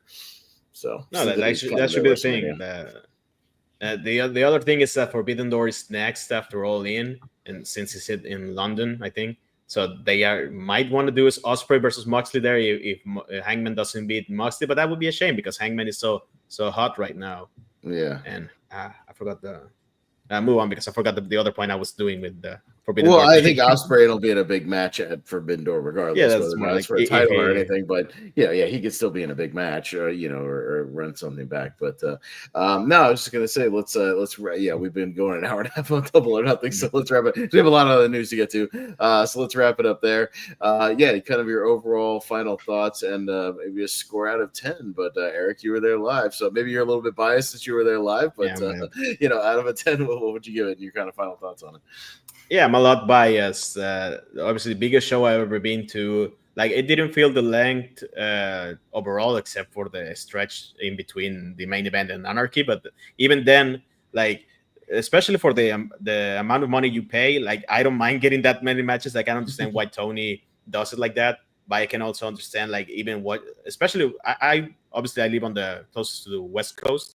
So it's not a big of an issue for me, but I can see when we watch shows together of AEW, you're always so tired at the very end. Like I didn't get to bed till 1 a.m. I had to get up at 4:30 to go to work, so it affects me. And then I'm still got like a show the next night, so I'm just dragging for a little while, that sort of thing. But yeah, like it would be much better if they do it on a Saturday. That should be. It wasn't a problem when they were doing it on Saturdays because I'm off on Sundays, so that worked out perfectly. I could still sleep in the next day. It's when he started switching back to Sundays, although to be fair, All In will be on a Saturday and an afternoon Eastern time. It's going to be like 3 p.m. Eastern time, so hopefully that show will be over by 7:30, and then everybody can go watch Saturday night's commercial break right afterwards, so and have plenty of time to do things in between commercials. But no, sorry, keep going. So it hasn't felt like that to me, and especially being live, I'm kind of glad that I get to watch a lot. But that's with the benefit of having eaten before and even going like the first Dynamite, the Dynamite that went, it also lasted like the 5 hours because it was a Dynamite Collision and Ring of Honor taping, and we left at the Ring of Honor taping because that was probably would have been at like around 1 o'clock Eastern when they were taping Ring of Honor. It was like 10 going. I've had one 11. Of those where we left after. They were taping like 4 or 5 matches. We left after like the second one. Something like that. Yeah, because they'd already done Dynamite. Or I think at the time it was like Dynamite and Rampage, but they did 2 tapings in a row and then wanted to do like 4 more Ring of Honor matches. And I was like, yeah, I'm not going to hang around to watch Dalton Castle. I'm good. So, yeah. But I would have wished to see Dalton Castle. But still, like I live, like no, I mean, like in pay-per-view, I can understand being in trouble. But if I'm going to an AEW show, I'm happy I get to watch a lot. Sure. I would probably give it. Like even watching it live, I think this is one of the stronger AEW pay-per-views in a while. Like the worst match was at tops like a 3-star match. Like that's pretty good for a pay-per-view. So I'll probably give it like an 8.5 out of 10. I would probably cut the tag team matches. Weirdly, I cut the time of the tag team match, especially the FTR one, even though I really enjoyed it. I would have done like that was my worry watching. I just made a point to watch every Dynamite and Collision going into it. And most of the matches were made up at the very Collision and the very end. Like I wish every match had the build up. Obviously, cannot happen because not every storyline is a priority. But still, like if every match had the build up of Hangman Osprey, like this would have been a killer show overall, like a 10 out of 10. It's not like that because you cannot do that. You have to have the cool out. But still, like 8.5 out of 10 is really good for a show that cost me less than $100 a ticket. So I'm super happy with it. No, I'm glad you got your money's worth. It seems like a fun experience, man, for sure. So, AEW's worth it, especially for the price point that they charge. But JPO, your final thoughts on Double or Nothing here and a score out of 10? Yeah, no, not the backpack. But yeah, similar thoughts of I have a hard time going anywhere below an 8 because, again, there's not a bad match on the card. You know what I mean? Even if our biggest complaint is you just fed us too much goodness. I don't take that complaint over, a bad matches, forgettable people. You've got a hell of a roster. How there's people that weren't even on tonight's show or that night's show that it's still an even bigger roster. So, I've been toying with an 8.5. I mean, main event is pretty damn good. Opener, I'll go 8.5. I mean, I don't know if this is going to be a top 5 of all time, but it was a great one for sure. Yeah, Richie. Yeah, no bad matches at all. I thought it was a really good, great show. Yeah, our only sort of complaint is the length, but I actually think I'm confident that at some point that'll be rectified. Because apparently the actual wrestlers are addressing that too. They acknowledge that it's too long of a show. So I'm sure that Well, I don't think that's going to be the case with All In, given it's their biggest show. So I do think that show will still be long. Oh yeah. I mean, like every now and again, the biggest show. If you want to go long, that's fine. But I'll prepare myself for it. But and I do like they have a bit of a buffer between All In and All Out. That's good. But if that's like JP said, if that's a bit complaint, then it's not. Yeah, it's a sign of a good show. I don't know reason to not to kind of be samey, but I'll go 8.5 as well. Yeah, I'll go 8 out of 10. Again, the length did bother me a little bit, just being in front of the screen that long. I think you trim like 2 matches out of here, save like 2 of them for TV, and just tighten up the show just a little bit. Yeah, the show would have been a pretty great banger because you still have some really good matches. You got Ospreay and Hangman, the Anarchy in the Arena. I loved Speedball and Okada. The Ricochet and Mark Briscoe was a lot of fun. So some great standout matches that I would go back to eventually. But yeah, good stuff overall. So but the show does get a thumbs up. And yeah, if you go back and buy it, watch it in 2 chunks, you'll be fine. You know what I mean? Like watch a little bit here, go the next day, watch the rest of it, you'd be totally fine. So but yeah, Eric, we're gonna move on to other things if you gotta go. Certainly understood. But yeah, thanks for joining us and giving us kind of a live perspective, man. Appreciate that. So thanks for having me. I was super excited to talk about the show, like being the first, not to get too much into it, but like growing up far, not far, but far from the US and all that. Like I never thought I would see a pay-per-view, and I was super happy to see one of these so close to my house. But yeah, thanks for having me. Move on to the show. I'll be watching from the other side, maybe commenting on the news, but I'll let you do the rest of the show. Thanks for having me. I'll see you all later. No, appreciate it, Eric. Thanks a lot, man. Thanks for filling in. Appreciate it, Eric. Good night, buddy. See ya. Thanks, buddy. All right. Let's get into the other news. We'll breeze through a few of these, but we got a lot of things to kind of briefly mention at least. I'll try to maybe go in chronological order here best I can. That might be the best way to tackle this. So going back to SmackDown again, we'll kind of breeze through a few of these, just touch on them very quickly. We did stuff on SmackDown. The Wyatt Six are back on SmackDown, back on TV, getting involved in kind of the tag team situation there. But they're back. Again, I'll just go to you guys for very quick thoughts on these. JPO, Wyatt Six are back. Good thing, bad thing, about time. No, good thing here. Yeah, they obviously were very much forgotten, and not forgotten, but oh, where'd they go? We're so excited to see them. So hopefully they actually have some momentum here again and aren't forgotten about randomly. Yeah, Richie. It was cool seeing them back. I think they're also back on the. It was a special time too because it would have been Bray Wyatt's 38th birthday. That's why they had the candle and the cake there. Would have been cool if Joe just put that over. That's why they have that thing there, but. Beyond that, it was really good.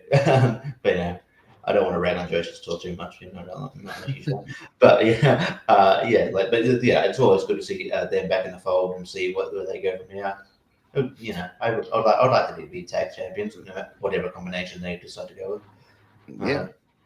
A few more people qualifying for Money in the Bank. LA Knight is now officially in the match. As of that, Julia is in the match on the women's side. So match is filling out for there. We'll kind of go over the Money in the Bank so far when we go later because we can talk about the Raw ones as well. So we'll get to that in a few minutes. But then, of course, we had Saturday night's commercial break. Saturday night's main event. Saturday night's ads. Fuck me. Jesus. And look, here's the thing. I didn't even watch Saturday night's main event live, right? I watched the replay of it. Even the replay on Peacock felt like burdened with the ads because again it affected how much wrestling we actually saw, even with all the angle videos and everything. How much wrestling did we actually see on this 2-hour show? Maybe 30 minutes. I can tell you. Oh yeah, I can tell you. If you got us definitively, let us know. Yeah. So I did it literally for the wrestling we saw. So and that's how I timed it. You're First, I not mentioned going in like our full like match length if no you were there commercial break. live. Yeah, just what we I saw on pause screen. commercial. Right. This is what we physically got to see. Now I Correct. mentioned in our private chat 2 breaks before 5 minutes of wrestling was shown in the first match. But it was actually technically about 4:35. But other than that, and the cage match also commercial break when we're barely 2 minutes in. As far as full on matches, the opener was 7:02. Seth Rollins and Braun Breaker against CM Punk, Sami Zayn. Easily on pay per view would have been 15-20. We got 5:08 for the U.S. Women's Championship. Zelina versus Chelsea Green. John Cena beat R-Truth in under 5 and under 4.5, 4:25. A cage match, a brawling cage match was 9 minutes, 8:55 for Priest going over Drew. And then your main event, not even 7 minutes. We saw Jay defeat Logan in 6:55. Again, this match would have easily been 15 minutes, more if not more, on any other normal pay-per-view. No, in fact, it made me want to, honestly, at the end, I was like, I might wait I don't think I'll wait till the replay next time. It was kind of a slog to get through, as far as like, all right, let's get commercial. What the fuck? We hit not even 2 minutes in, and you're throwing a commercial, and then that first match, not even 5 minutes in, which means again, what, like another 2 minutes? They went to commercial twice. Like, come on. Yeah. No, I mean, even watching, because I waited and watched the replay like 2 days later, but even then the show felt sloggy in that way with just so many talking segments and angle videos they're working in. You're trying to watch this match, and even like if you're trying to get even on the match on replay, even just them going to the commercial break, if you will, was like interrupting the momentum of you getting into anything.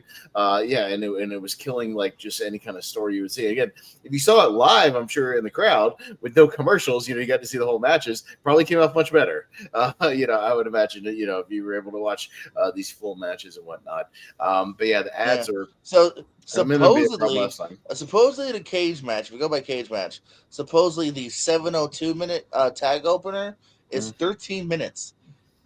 We missed half of that match technically. Yeah, half of it. You missed half of most matches. I think Jay and Logan was the same way. We missed like half of that match. Only about 3. This says that it only took 9:46, and then the cage match we missed several. That match supposedly went over 12. We saw less than 9. Yeah, just you're missing good chunks of stuff here. I know they're getting a lot of money because it's on network TV, but I don't know if wrestling and network TV work because of how much ads they got to fit in. Like, I don't know, man. I mean, at the end of the day, that's all they care about. If people keep tuning in, we got to kind of vote with our viewings, So and from I did see a quick article that said it was the highest rated of the ones so far that they've done. So it's not going to change anytime soon because I guess the ad revenue was probably the highest it was. Same with the money issue that WWE's having right now. We're just going for the highest bidder. This thing is for sale, and it's all about the bottom line right now.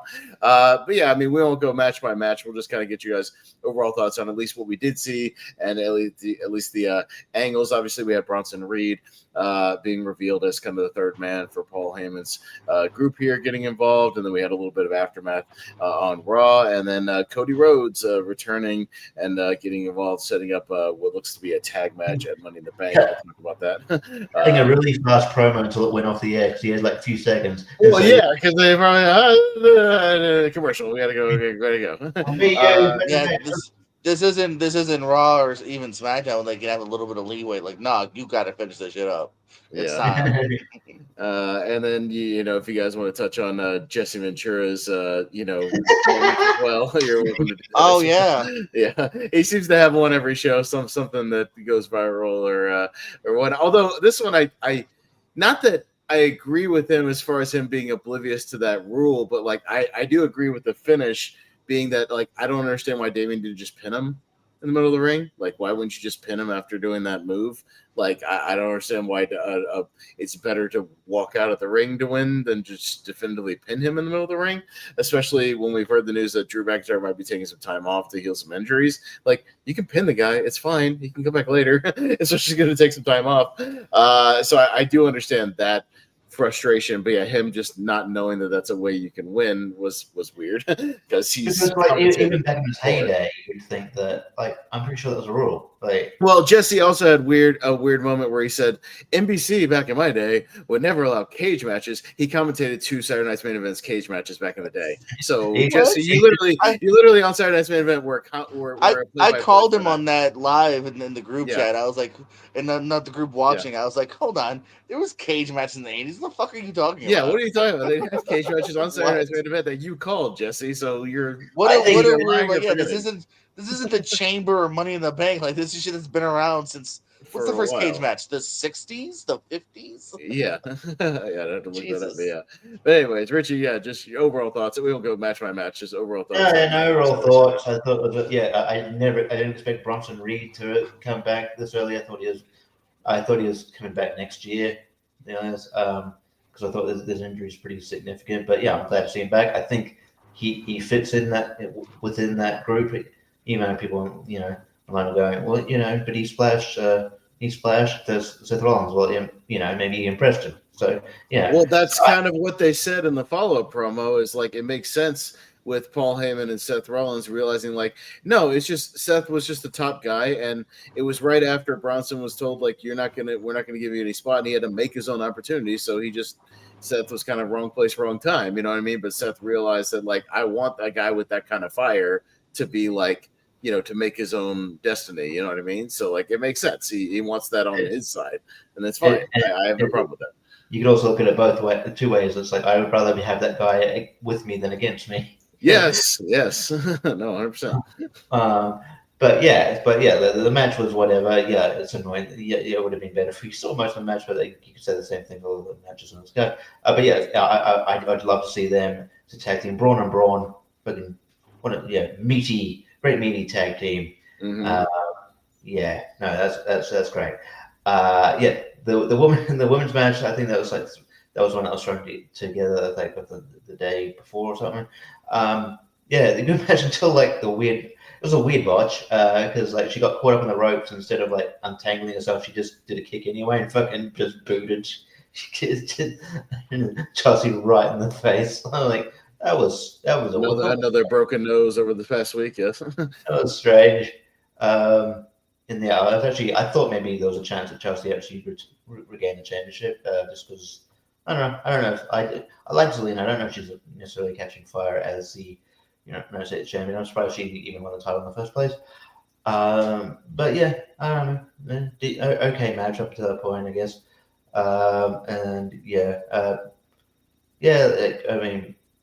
The other matches, the cage match, I should probably know that there was not going to be a proper cage match on dragging them out cage match on like a show because it's in network TV, not going to have like a bloody brawl or anything like that. But it was fine for what it was, I guess. I do agree with like the rule in itself. Going out the door is silly. Like, why would you, if you can go out the door, why would you climb? You know what I mean? Why'd you bother climbing if you can go out the door? Preserve energy. But but yes. So yeah, Jesse Joe is funny on here. He was even like he was talking over Lillian Garcia when he was doing the entrances. And then had someone to shut up. Well, and apparently I saw something that said backstage, like it wasn't really a problem. They just kind of laughed it off and just said it was funny. They were amused by it. So I'd imagine we'll still get Jesse going forward for at least one match for each, Saturday Night's Main Event. He forgot that he didn't know that Michael Cole had a match at Mania as well. He was like, he's like, a couple of non-wrestlers having a match. Like, I had a match at Mania. Who did you take on? Oh, and then Pat's like, I don't know. We can talk about it. I don't know why he just. He'll talk about that. He doesn't want to talk about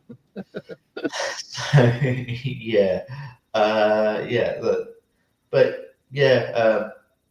Jay Uso Logan Paul, what was it? It was all right. I guess, but yeah, it was survivable just to set up the tag match. I get, John Cena R-Truth. That's the only one. So you're going by every match, right?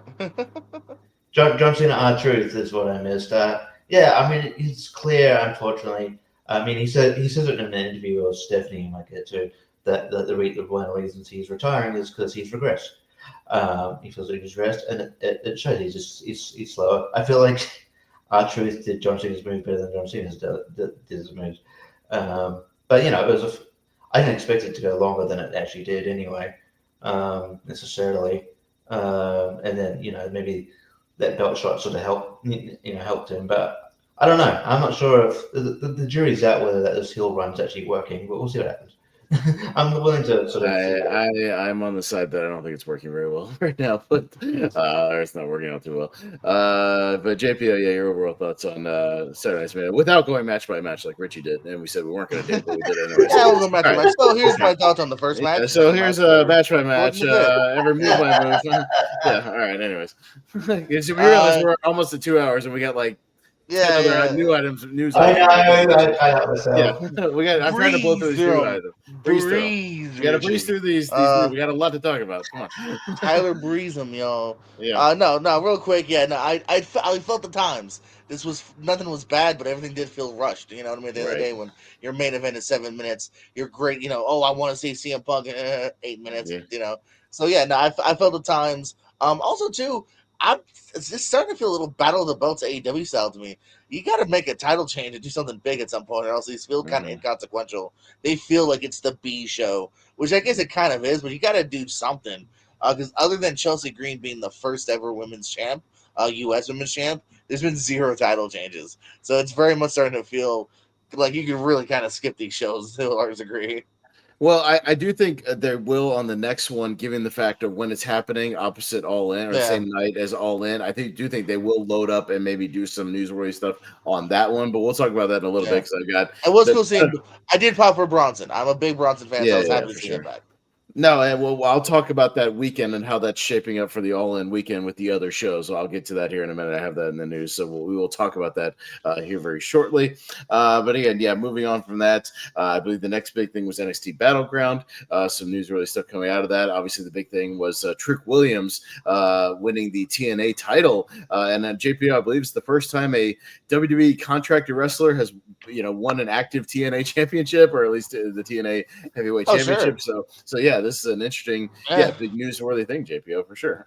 Coming out of that. No, for sure. No, this is again the further development of this kind of relationship between TNA. I think we all kind of thought it was going to happen sooner or later. Like I kind of thought maybe they were going to do it with the women's title at one point and whatnot, but no, we didn't. Trick Williams is now your TNA champ. He was on their Friday pay-per-view in a tag match and Under Siege. You know what I mean? So I guess he'll probably be at the TV tapings coming up. So yeah. No, and they've already announced his first title defense is actually happening at next week's NXT show. We had sort of the debuting Mike Santana.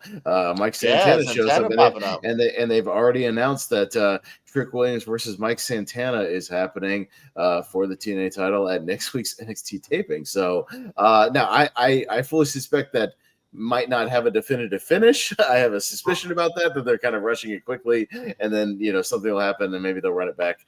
I would imagine maybe at a Great American Bash. We'll see. But yeah, that's certainly the big news coming out of Battleground, and we'll talk about there was other news things happening at the NXT taping that happened this past week besides Mike Santana. We'll get to that in just a second. But yeah, Richie, your thoughts on the Trick Williams thing? I did see something about Against All Odds that would add someone else. So yeah, it's. I don't think it has a definitive end.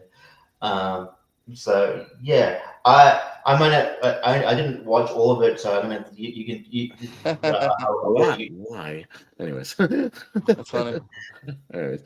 I didn't actually get a chance to watch all of it, so yeah, this might this will be short for me because I haven't seen a lot of it. But yeah, there was a lot of wrestling this week. It was like the Channel, so but the actual team, the TNA situation, like JP said, I think it was going to happen sooner than later. I think Trick is sort of coming to his own. Although I'm surprised. Like I said, I'm surprised he's a heel before he's the main roster. But it's I think it'll do well. So yeah, and I'm curious to see I like Mike Santana too. I'm hoping he will get a huge push, whether it be NXT or TNA. I think he was in one of the better storylines with Mustafa Ali on TNA. If they're ready to call Hendry up to legit NXT,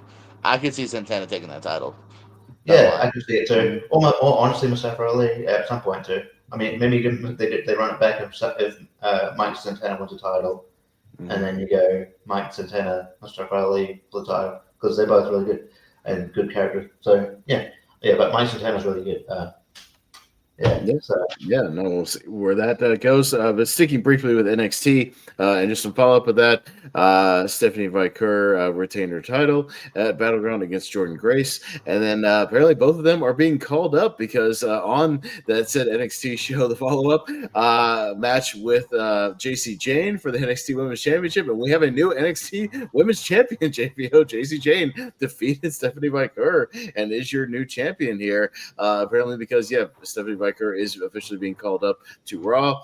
Jordan Grace is being called up to SmackDown. So both of them are on their way officially to the main roster. We could even see some of them last minute qualify for this Money in the Bank upcoming. There's still 2 slots left, so we still could see that happen. We'll see what happens. But JPO, JC Jane, I don't watch NXT a lot. I know she's been around there for a while. But your thoughts on she's your new top dog here in NXT. It was definitely surprising the way I found out. I saw someone post like a photo of it or something on Facebook, and I was so thrown off that I thought it was fantasy booking. And because I was like, I didn't think it was from the actual. Because I'm like, what? Like they just had a battleground. No, they wouldn't just do it randomly to JC. But no, I think she's talented. Supposedly, and I guess obviously HBK is high on her. She's been there for a minute. She was part of Mandy Rose's group back in the day. One of her underlings. She's kind of then. Once Mandy Rose got kicked out, became kind of the star herself of that group here. And so, I'm down for it. She's actually a Florida girl. I got to work with her a little bit back in the day. We're Facebook friends. So big shout out to her. Happy to see her. She was very excited about it. Posted a little bit of it on Facebook, dream come true, if you will. So, shout out to her. I think she's got a lot of potential, and obviously they do too. So, and then as far as the call-ups, I mean, they're both great. They're both ready. You know what I mean? Corey's done good on NXT, so there's no reason to doubt her. Jordan Grace, I think, has been ready for a while. So, No, they're both going to fill in nicely on their respective rosters. Yeah, Richie? Can you tell Jace I said hi? Sure. It'd be kind of random. We don't really talk much. I haven't really talked to you in a couple of years, but hey, No, I mean, I felt it was kind of random because, but while I do like JC, a lot, I like her in the WGM mode on the games because I always sign her because she's cheap. I don't know why they make it cheap, but she's cheap and she's good. But I think she's good and really, but she wasn't really positioned in that. That's never really been positioned in that spot, at least lately. So I wasn't, I was just expecting, it's just going to be another retention for Vicker, and then maybe someone on to interfere, and that will set up a program for someone else. But no, I mean, I'm happy to be a random thing happen where out of the blue happen now and again that kind of surprises people. I think wrestling, especially in the dawn of the internet, you lose that element of surprise. So this is, it's cool. I'm willing to see where this goes, and I think at the end of the day, I don't think Vicker and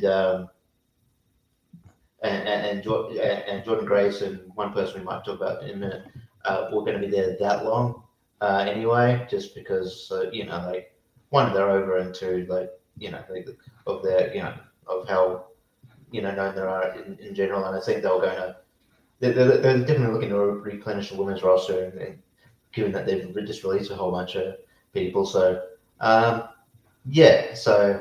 well, I guess it's surprising it sort of the way it happened, but I'm not surprised that their tenure is kind of short compared to other people's. Mm-hmm. Yeah, and then moving on to just a few notes from Monday Night Raw. We had 2 more people, men's qualifiers.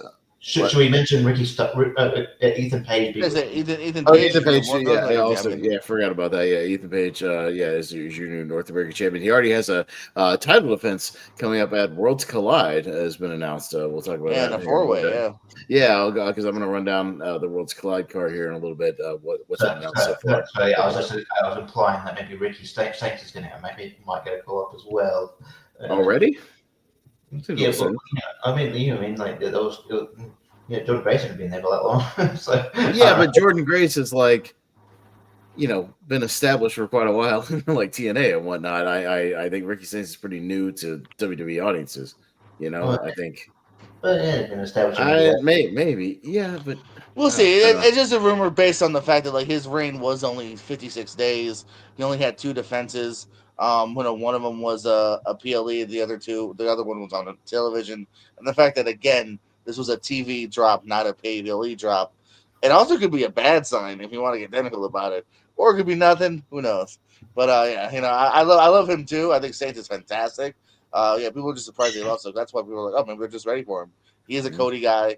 He was on obviously AEW for a long time, but maybe we'll see him on SmackDown if he's a Cody guy. Maybe. Yeah, who knows? Yeah. Yeah. All right. But yeah, 2 more men qualifying for the Money in the Bank match. We had Penta winning a excellent match against Chad Gable and Dragon Lee. Match of the night for sure on Raw. Some craziness. If you didn't go check that out, go back and watch. I'm glad Chad's all right. Glad Chad's okay after getting spiked on his head. Yeah, and that wacky double team. So that I don't know why we need to do that, but all right. But yeah, the rest of the match settled in and was very, very good. But yeah, Penta is going to Money in the Bank, and then Seth Rollins in his 3-way, qualifies for Money in the Bank as well, and then he might be a heavy favorite to win that match, given the storylines are kind of setting up here. But yeah, so JPO, any quick thoughts? Yeah, the Money in the Bank shaping up. We still got 2 spots apiece, obviously, for the men and the women, so we'll probably see that over the next week. Obviously, in the next Raw and SmackDown tapings, who else qualifies? But yeah, we're almost there. And who do you see maybe taking this thing at least early? Well, I know we don't have all the full competitors, but I know Seth is probably a heavy favorite here. At least given the storyline. We'll see. Yeah, I'd love to see. I'll wait too much to go, especially past that until we see the full lineup. But yeah, he obviously is maybe the favorite, but I can see being a swerve. I can see someone else getting it. Seth can obviously earn a title match another way, but we'll see. Yeah, Richie. Yeah, I'm not it's hard. Like I said, it's hard when the full lineup, but I'm not a huge fan of like 2-time winners. I wasn't the biggest fan when Punk got it twice, but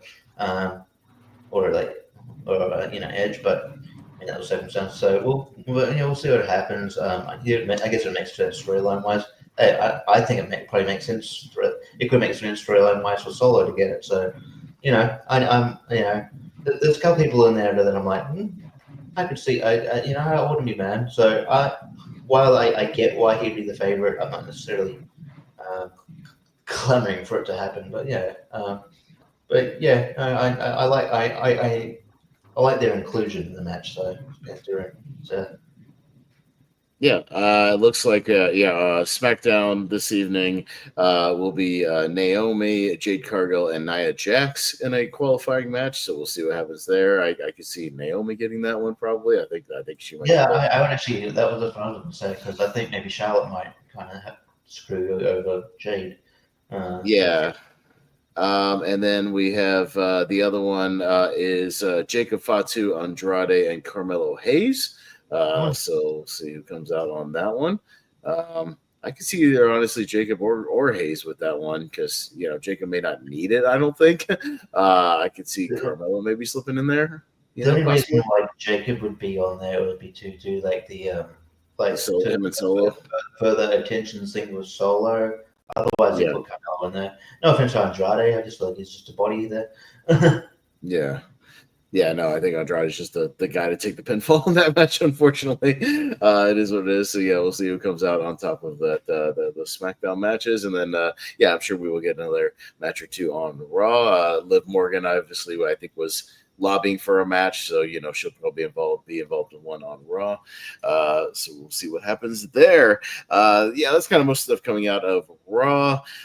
We talked a little bit about NXT, Dynamite. Not a lot of big news stuff, just a little bit of fallout. We had the segment between Swerve, Paige, and Ospreay, kind of these guys having some odds, some issues with that. We had some broken noses and in that tag team match. We had Thekla making her official debut, taking out. You would think I would know much about it too, because she's an Australian wrestler, but I didn't really start hearing about it until like there was rumors she was coming into the company. I'm like, I don't know who she is either. Yeah, I'm not familiar with her from. I don't watch a lot of Stardom, so I know Tony loves his Stardom, so he's bringing in people, from her Stardom. spider thing was cool. That looked cool.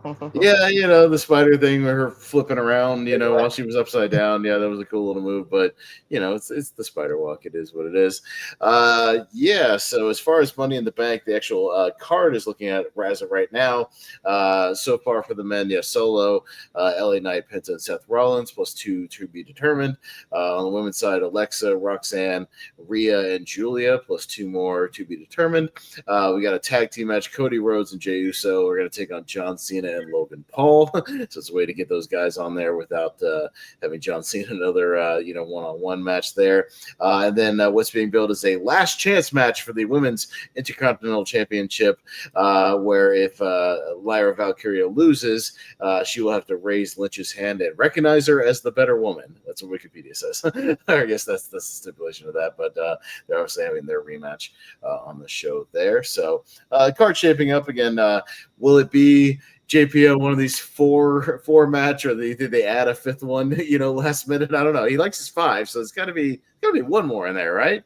Like we got to have something. What about passing like Rumbles and Money in the Bank? Because those matches are long. That's true. Because I guess Rumble had but like the Rumble is an hour. I don't see any one of these. I don't see the ladder matches going an hour. So I mean, it's got to be 5, right? Yeah. Let's look. Last year was 5. So yeah, I can see a 5th getting added. Yeah, they'll have to add something. I don't know what gets added as a 5th. What's one of the? Well, ESI's not really in a feud for the women's championship. There's Tiff. I'm sure there's a lot of shit going down in the tag division now with the Wyatts and the.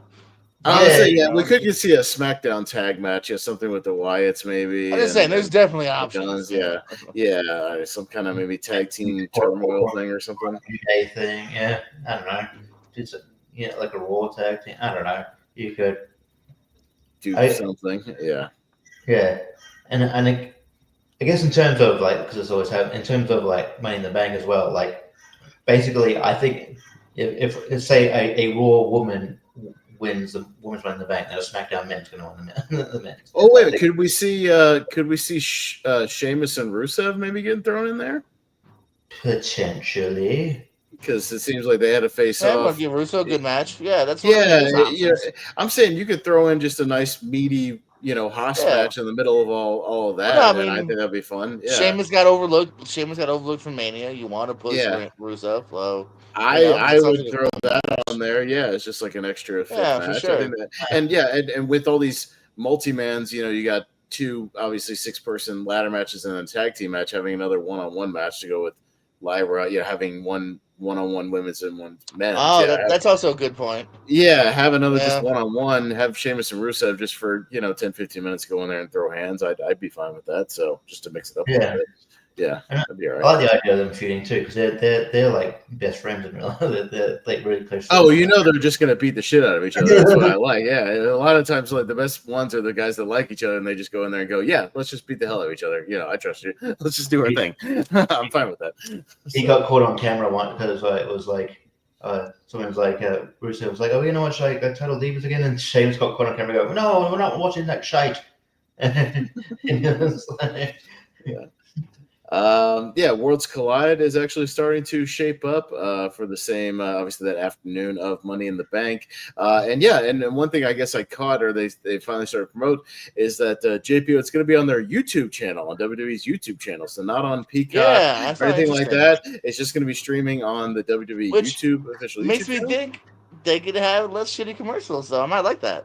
I mean, not really commercials, and they still could do, I'm sure, video, storyline thingies or whatnot, and maybe if you got them, that's fine. WWE ad breaks, shop.com, all that kind of stuff. But they don't have to be as long. The problem with Peacock again is that they have to be long and they're repetitive sometimes. You could throw in a quick WWE shop thing, or if they're sponsored by Captain Crunch that night, whatever. But you don't have to do 3 minutes of it. Yeah. Oh, I'm sick of seeing her, but that ad, but yeah. But yeah, it's shaping up. We already have 5 matches officially announced. So yeah, we'll see if they stick with 5 or for this they go with a 6-1 or something like that. But yeah, we've got a couple of multi-man matches. Obviously, that's nothing crazy for a AAA show. You get a lot of that on AAA sort of lucha shows. We got one. We got the team of Legado del Fantasma of Santos Escobar, Angel and Berto taking on the team of El Hijo del Wagner Jr., del Dr. Wagner Jr., excuse me, Pagano and Psycho Clown. So we got a 6-man there. Should be a lot of kind of lucha fun. We've got Chad Gable taking on Vikingo, which they furthered on Raw. Because for the mega championship, which is interesting because neither of them are the mega champion. Alberto Del Rio is a mega champion, so I think they're giving away that he's losing the title before then. Yeah, they already kind of announced and showed that. Apparently, they didn't say that in Mexico on Raw on their broadcast, so they're not spoiling it there. But yeah, they kind of already spoiled the fact that Vikingo is going to go into that show as the champion. So, but yeah, I think Del Rio is not going to be part of Triple. I don't think so. Yeah, he's there, but he's not going to be there. But yeah, Chad Gable and Vikingo has a potential to be a fucking great match if they give him a lot of time, especially on the show. Yeah, give those guys 15-20 minutes and let them cook. That could be that's a match I fun. never knew I wanted or thought I could have, but yeah, I'll take it. Yeah, no, I'll take it. Yeah, as the aforementioned Ethan Page, your new North American champion, is going to be defending that title at Worlds Collide in a 4-way against Javon Evans, Ray Phoenix, and Laredo Kid. So that could be a lot of fun as well. Laredo, by the way, a TNA signing, so. Okay, gotcha. Apparently, Eric letting us know that I guess Alberto did lose it against Vikingo in a tape show, so they just kind of spoiled that though with the advertising. So it is what it is. But yeah, so I made it official. So he's the champ. But yeah, we had a women's tag team match. Stephanie Viker and Lola Vice are going to team up to take on Chick Tormenta and Dallies. I guess you say her name, but a AAA women's tag team there, and then another 6-person tag team match. Again, nothing crazy for a AAA show, but the the LWO of Dragon Lee, Cruz, and Joaquin taking on Octagon Jr., Aerostar, and Mr. Iguana. So certainly some personalities on this show. Octagon Jr. by the way is also TNA. There you go. We'll certainly see a lot of. But I don't know if he's signed, but he's. But he's been. I don't know if he's signed, but yeah, he's definitely been on TNA for a bit. I know. Well, not that long. The only thing I wonder is if Penta will end up doing double duty that weekend, because I know he's in the Money in the Bank ladder match, but I know he's obviously a big lucha star. Would they have him potentially get have one more match, something with him involved? I don't know. I thought he was going to get involved. I thought they were setting something up between like the Lucha Brothers and like maybe El Grande Americano. Yeah. Nothing. I don't think that's going to happen. Yeah. So yeah, maybe that happens. Maybe that doesn't. I don't know. So yeah, we'll have to see over the next week if this card stands as just 5 or if we get a 6-1. We'll see. But yeah, I mean, they're in the same city. Somebody could pull double duty theoretically, if they wanted to, but we'll see how that pans out. So yeah, those are your 2 cards. Going to next week, which we'll have to do pretty quickly, JPO predictions for Money in the Bank next week. So, I mean, I have yet another prediction show. We'll talk about kind of what should be mostly the finalized cards. They might have one last Money in the Bank, qualifying match on the SmackDown after us. That might be, a thing where we make predictions. But if somebody gets announced, we can amend them in our chat if we need to.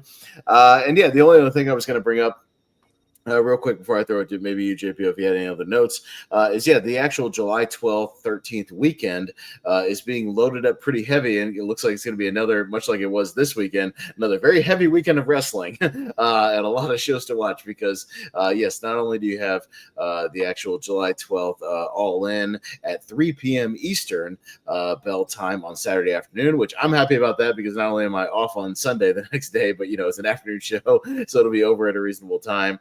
and that's fine. I'll get off work at 2:00.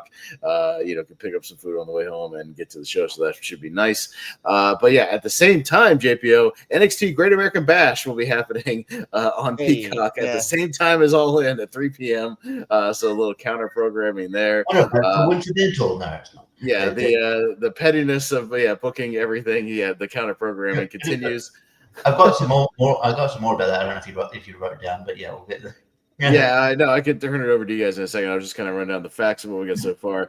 And then, after All In, another Saturday night's main event that night in Atlanta. I think the heavy rumor is that something involving Goldberg may be going down on there. So we'll see if I know JPO is super excited for potentially a Goldberg return in Atlanta, but I imagine if they're going to load up that show, the same as All In Weekend, throwing Goldberg on there is a big deal. So we'll see if that's the case. And then, the next night, Sunday night, July 13th, official for Women's Evolution.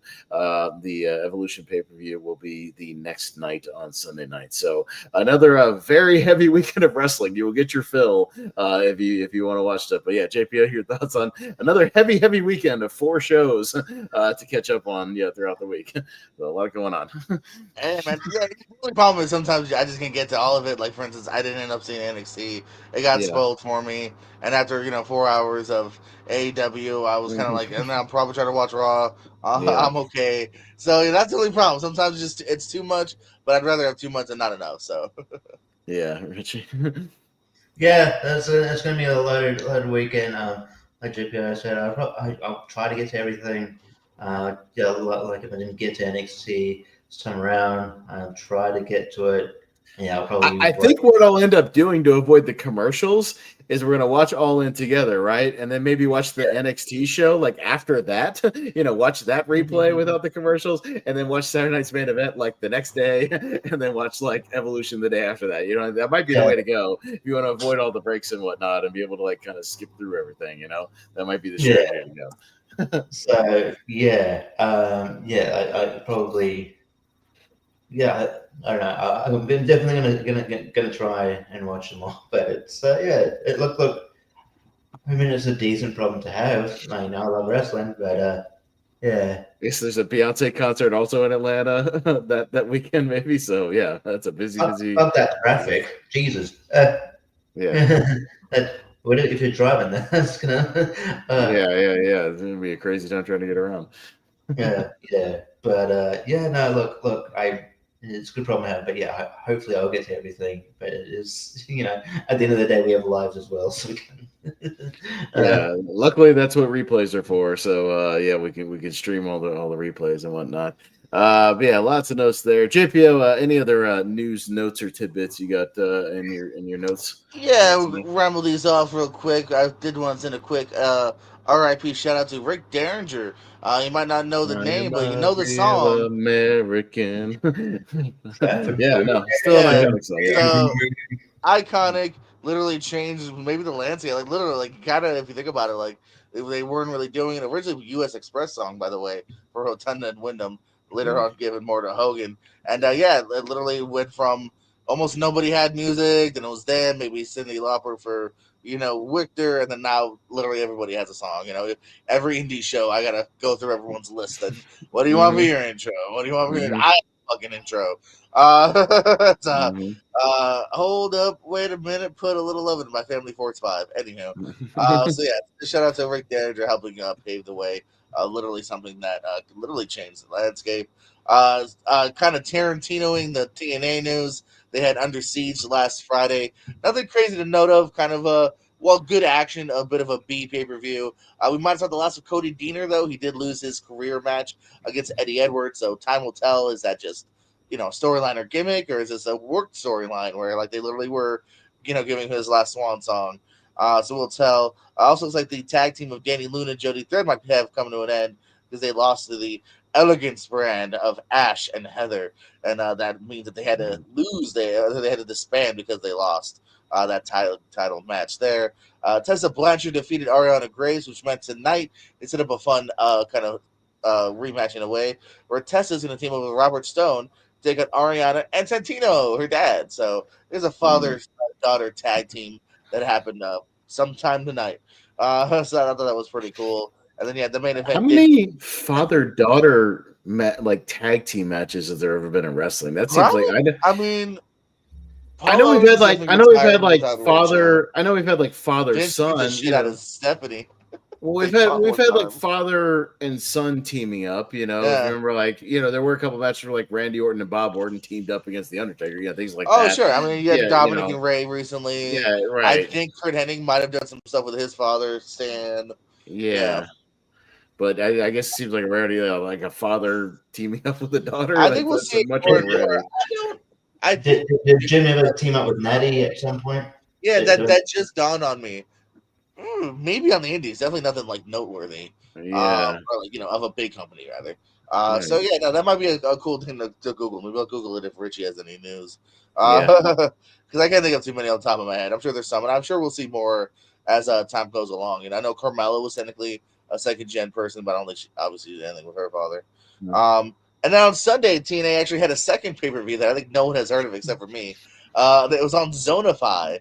That's a new app you can download on your Roku or whatever you have. Their gimmick is whatever zone you're into, we got you. Do you like action? We got the action zone. You got sports, we got the sports zone. It's literally just a different way of saying genres, which every streamer has. It's such a rebrand of nothing. So yeah, but the TNA did have. They also have kind of if you've ever been bored and searched wrestling on Tubi or Amazon Prime, there's also some really random Memphis shit from the 70s and whatnot or whatever. Yeah. So they do have some of that. But yeah, they had their own IPV. It was a Border Brawl. It was USA versus Canada. Some fun matches on that. Santino fought, I think it was Nemeth in a flag match. The system. A lot of their guys were there, except for Joe Hendry, because he had to go do a bigger show down the road. I'll give you credit though. When you bring up Zonify, the first thing that pops up is the Border Brawl show, so that's at least something they're pushing. Yeah, well, I mean, other than it's the only new thing that I think that was on there. Everything else is just older TVs and movies. So again, I don't know if this is a one-off, a test, and they'll do more with this company in the future. But yeah, they did do that. Okay. And what's almost become like a weekly segment. I have more frustrated AEW wrestlers talking about I don't know, I'm healthy. First is Keith Lee. We mentioned Keith Lee recently, where he at. December of 2023 is the last time we saw him on our televisions. And somebody just tweeted I hope you're well. I hope you're healthy. What's up? And he just wrote back. He said several things, but the most noteworthy thing was, I am quite well. Only time will tell when or where, but I'm confident that time will come. So a little bit of a hint that doesn't necessarily mean AEW. That's how I read it. Time will tell when or where, but I do think we obviously have not seen the last of Keith Lee. Deonna Purrazzo, we joked earlier. Oh yeah, she's still around. Even somebody was like, "Are you on Dynamite?" And she's like, "I don't know, maybe in picture at some point." So she's openly frustrated with the lack of TV time. We mentioned before, of course, last week was Scorpio Sky. The past it's been Ricky Saints, Stark. So yeah, we do have a new WWE champion. We didn't talk about it, actually. The Evolve Women's title on Tubi has been crowned. Callie Armstrong is your first Evolve Women's champion, and the dudes will be announced. I was going to say, didn't they say the men's one's coming up soon? Right, they're going to be crowning one. Yeah, that should be Wednesday on the Tubi. Okay, yeah, maybe I'll try to tune in for once. I always forget. Evolve itself has yet to really. Well, because you're I think it's more about the streaming service. You're like, oh yeah, it's on Tubi. I should probably open Tubi and find that. You know, yeah. I always get the emails that they are good on emailing me, going, "Hey, there's an episode." I think today they sent it though, and I was like, I'll forget it. Who's in contention for that belt? Because I don't know. Google it. Strong Legacy is really good. He probably I believe he's one of them, and he had a good showing recently on NXT itself. I think I read that he was one of them. Yeah, it looks like it's another 4-way, just like they had this week. It's 4-way women's. Next week is a 4-way men's. I wonder though, do you? Except for the first, so that's the first Evolve Women's title. Will this title go with the leniency of the old Evolve title? I don't know. Maybe I'm overthinking it. Is it canon for Evolve? Yeah, that's what I'm saying. Know. Is this the title that Era Fox, Drew McIntyre, in fact, Chris Hero, Timothy Thatcher, et cetera, had? I believe Austin Theory had it. Yeah, so I don't know. That's just my brain wondering, is this a continuation or is this a different Evolve title? So I don't know. I guess we'll figure it out. Sure. I know some people were unhappy with a Raw guest, Tom Segura, who stand-up comedian who has a new Netflix comedy show, has openly shit on wrestling several times in the past. Was on Raw this week going, "I'm a guest. Watch my show." Now I will defend it a little bit because I do watch their podcast. I watch clips of their podcast. I can't do the full 2 hours, but I'll watch clips where I know that. I know Bert very much has tried selling him on it, and he has kind of like organically been like, "Oh, that does sound fun, and maybe I'll come in one day." You know what I mean? So he has definitely trailed back a lot from They where did he was. have Cody on their show, though, right? So trying to kind of sell him on wrestling, I think. Yeah, they interviewed Cody, and I think that helped because he met somebody and he like openly respected them, and he could tell Cody's a well, and they even alluded to that guy. in the actual spot where like Burt was like, "I've been trying to sell Tom on wrestling, so I figured I'd get him here." And even in the whatever the promo was scripted, whatever, he's just like, "Yeah, now that I'm here, man, it's great. I'm having a great time." Yeah, that sort of thing. Yeah. So so I'll take it by the word. Cody and Bert did that show that was it that weird reality show, which was like I think it was called The Big Show. It was a talent show. Yeah, with them and Snoop Dogg, I want to say, and somebody else. Yeah, that's how Bert originally. Because even Bert wasn't necessarily against wrestling, but he wasn't. He got more into it because he organically actually befriended Cody. Yeah, and there was a big there was a big thing because Excalibur was running it, they called him Bert Chrysler or Bert. He fucked up his name. Yeah. So there's that. Just thought that was a fun tidbit. Athena has now passed 900 days. 900 days as your Ring of Honor Women's Champion. At day 646, she set the record. So she's kind of, she's really setting the record now at 900. Chelsea Green, obviously we mentioned before, busted her nose open on Saturday Night's Main Event. Does look like it was a clean break, as they say, so no time off for her. Might don that protective mask, though, that we've seen people don in the past, like a Cody or even JC Jane actually did that gimmick recently. So might see her do that, which I think totally works for her ego and character. Yeah, and if you like your SmackDown long, well, good, because it ain't changing no time soon. It seems like SmackDown doesn't the ads and the ratings are good enough to where it seems like money. I remember Paul Heyman openly said a long time ago when it was Raw, where he was like, "Guys, it makes money. Like it doesn't matter that like your opinion is, the network is making money from that extra hour, and it talks. So as long as they're happy and it's making bucks and the advertisements are paying." It's not changing because there was talks that they were going to change during the summer, even sometime in June, but that has been pushed off to more or less not necessarily never, but there's no set time frame for them changing. I think I did see something about the new time frame being like September, but they're going to let it. Oh, okay. What I read, I didn't even see September, but I saw something like that. But at least now we're in the fall. The June thing is off the table, so the rest of the summer, at least, you're still getting 3 hours. Yeah. I don't like Raw. SmackDown Raw just flows better with using the 3 hours. SmackDown, I mean, it might be just because they haven't done 3 hours at long, but like it just feels like the pacing. They haven't figured out the pacing. It just feels like a longer 3 hours at the moment. But it's because Netflix sometimes they don't go the full 3 hours all the time. They have the slot. Sometimes they only do 220 or 215 or 220, 2 and 25, and you watch it on the replay.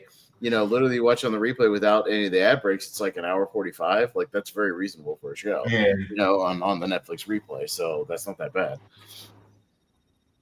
Yeah. That's all I had, by the way. Cool. I'm trying to learn up on father and daughter tag teams. It's definitely the first in TNA history. Okay. They're definitely guaranteeing that. Yeah, so I was gonna say I was racking my brain about like.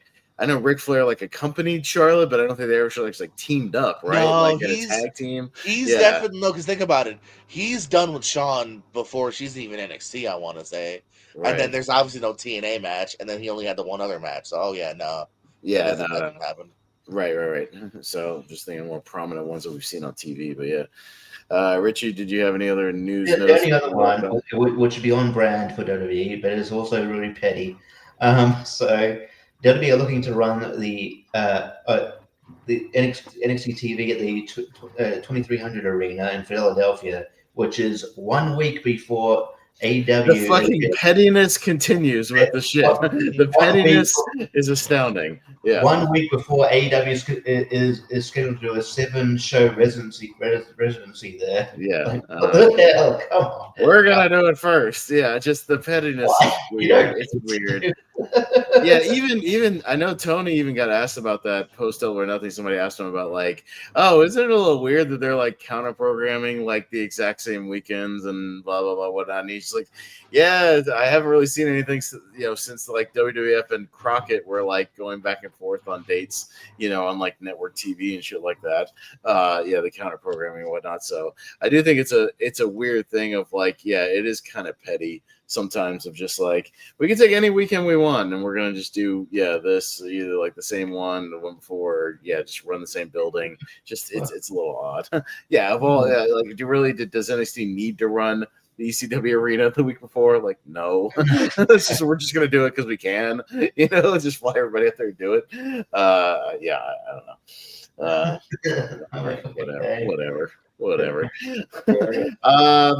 I won't run down every weekly thing. I'll just give you the briefest of the brief. Jacob did send me the fantasy updates. I'll just give you the total scores of what we're at right now. Total points, JPO still holding the lead right now at 1320 as of right now. But right behind him, Jacob Barber at 1253. I've got 1113 and Richie at 1094. So me and you, Richie, are very, very close. So that could change a week. So nobody has any roster change spots other than you, JPO. You're the last one that you have one left. Should you use it? The only one that obviously would have been in handy maybe for Jacob is he has Drew McIntyre, and it looks like he's going to be taking some extended time off TV. But unfortunately, Jacob, I think, is stuck with that. And then he also dropped Sheamus for Randy Orton. And it looks like Sheamus is going to be back on TV now. So, again, we've all had those issues of like, shit, well, this person's back, whatever. But JPO, I mean, your roster is still looking, fairly strong. You got Gunther, Damian, Seth Rollins, AJ, Dominic, Chad Gable, the Street Profits, Fraxium, Liv, and Bianca. And I think you're still pretty solid, but I still have to throw it out there if you'd like to make any changes. It's tempting. It's tempting because like I said, that Sheamus pool is not bad. Does anyone still have Bronson, or was he free?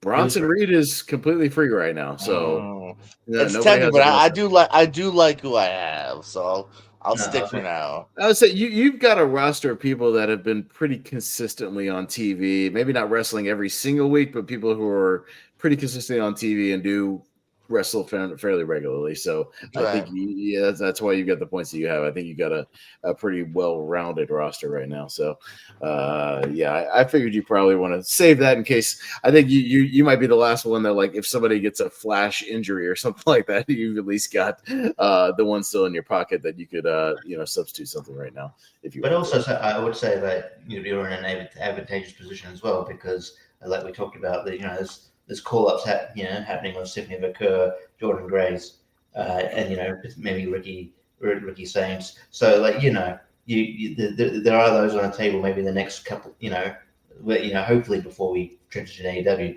But there are those, so you can be like, if you wanted to. Technically, like I said, JC Mateo, Jeff Cobb is, out there as a free agent. But Bronson Reed, obviously back in the fold. Well, I mean, we didn't take him originally because he was injured and we didn't know when he was going to be back, but obviously he is back now. He's still out there. But you're the only one with any stroke as far as that goes. So, every week you can take a look at that. But you've still got a pretty solid roster of people that are running in and out. So you're doing good. My quick daddy-daughter update, by the way. Jim and Natty, once in 2005 for a small company. Okay. Only one came up with, though. Vince and Stephanie only twice fought each other. That one-on-one pay-per-view match, and there's also a Raw mixed tag with Trish. I thought maybe Tully and Tessa Blanchard, but evidently no, they never did. I checked. There's a couple. Ellering and Rachel Ellering? No. Nah, Paul's pretty done in what? I don't even know if he made the 90s. All right. But yeah, I think we will wrap it up there because we had plenty to talk about tonight. So yeah, no games or anything tonight. We don't need it. We got 2.5 hours. Maybe next week we'll bring it back. We'll see. Run something back. But yeah, next week we will be running down officially our Money in the Bank predictions. So hopefully the card is mostly finalized. Jacob said, "You sure want to pick up Tozawa? Tozawa is available if you like to pick him up, or the tag team of Otis and Tozawa." But yeah, we'll run down some Money in the Bank predictions next weekend. Hopefully, most of the competitors are announced. There could be 1 or 2 slots still open for the SmackDown right before. We will see. And then, yeah, we can run down the final. Should be a finalized Worlds Collide show. We'll see if it sticks at 5 or if they go to 6. We'll see that. And, yeah, we'll talk about the weekend in general and run down the news. And, yeah, maybe we'll play a game or 2. We'll see next week and get back to that. So, yeah, still got a couple of busy weeks. And the Night of Champions is on the 28th. And then, yeah, obviously, like we talked about, that July 12th weekend is loaded also. So, yeah, we still got a lot of wrestling coming up in the next month and a half. Yeah. I'm not trying to birth this into existence, but wouldn't it suck if we all had predicting some Money in the Bank and then a Mustafa Ali Brock Lesnar thing happened where he just enters the match and he just enters the match and he's allowed into the match. Like, oh, okay. None of us got it right. Damn it. Well, I can almost say There's that always outside Brock possibilities. Lesnar is not going to show back up himself and pull anything. But yeah. But yes. Yeah. But although, you know, your 2 champion, I mean, I will say this. Your 2 champions, your World Heavyweight Champion and the WWE Champion, are still on the show. There's always the potential that the Money in the Bank winner could cash in the same night. That is always a possibility. You know what I'm saying? There's always a possibility that, you know, a Seth Rollins could pull a fast one or whoever on somebody the same night during that tag team match. You know what I mean? And ambush somebody for a title. So, you know, that's always a thing where that could, you know, not necessarily screw up predictions because the person whoever won the match will still win the match. But, you know, if somebody cashes in that night, we have a new champion. Always a possibility. We'll see. That'd be interesting, but that would impact dynamic because if they choose to cash in, both champions are in that match. Like, yeah, who do you cash in on? Yeah, that could be a thing of like, does he cash in on Cena or Uso? I mean, that's because, you know, not necessarily the Raw person has to cash in on the Raw person. You cash in on whoever. But yeah, we'll talk about that. See if that's a possibility. But yeah, we'll wrap it up there and continue next week. JPO, anything you want to throw out there? You've always got stuff going on the Pierce Code. What you got going on? Yeah, man. We just had a big world title match tonight in the ASAT Arena. We also then went on and I did a wrestling trivia match over on the Wrestling Channel. So always trivia shenanigans happening there, and they will continue to have it as well as long time. First time was tonight, the call-in show. So yeah, always check me out on those channels here. Movie Hero Network, Why We Love Horror. I'm competing in a good data match tomorrow, so I might have a shot on that one. That's gonna be fun. So yeah, and I'll be here next week. Grr. Yeah, no, for sure. Richie? Yeah, I'm also in the Wrestling Trivia Tournament. Had to reschedule a couple of times. I just threw out a time for you, JPO. There you go, finally responded. Third time's the charm getting this match done. Third time's the charm. Family stuff came up, so I was like, I was like, hey, Mum, Dad, when you pick me up? Oh, that time? But yeah. So yeah, but that will happen eventually. Wheel of Movies, School of Rock, we're doing. So that's fun. Next week, School of Rock. We forward to getting back to that. And then absolutely, pretty much back here. But yeah, more, you can find me tournament fights. I believe I'm on the maybe starting with A tournament. I don't think you're on the Team Record tomorrow night. That's tomorrow night. Oh, really? Oh, well, doing fucked up again. They're not in the group, so I don't think so. As far as I know. Maybe if somebody drops out, I don't know. He makes the group on me, so I don't know. That's up to but don't show him any proof of that because otherwise he'll blame you. Yeah, I know. I got the classic, which is funny. Wait, you were supposed to be on tomorrow's, Richie? It looks like it. Oh, because I got the we need someone for tomorrow. 10 minutes later, never mind. I got somebody.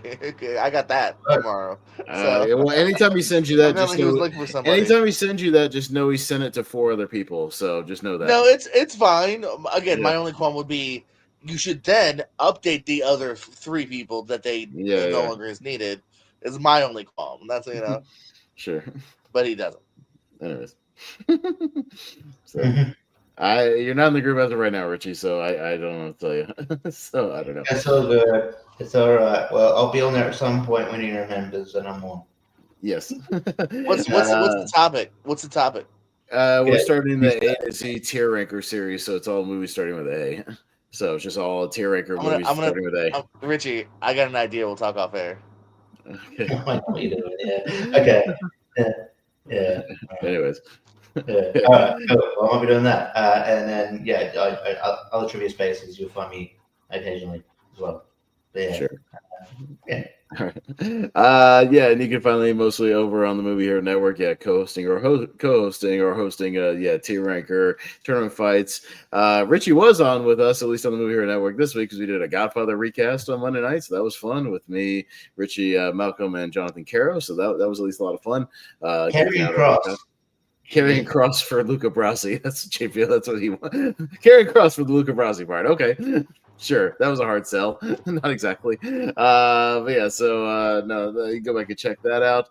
Wheel of Movies should be fun next week. Talking some School of Rock, a nice breezy episode. I'll also be on Why We Love Horror. I got 2 matches I'm taping on Wednesday night because I got a tag team match. Myself and my new partner, Brandon Dunlap, taking on the Webs because Henry is like retired from the internet or something. So that's the thing. Well, although we're calling our new name from the Book of Henry, so to tie in for Saw.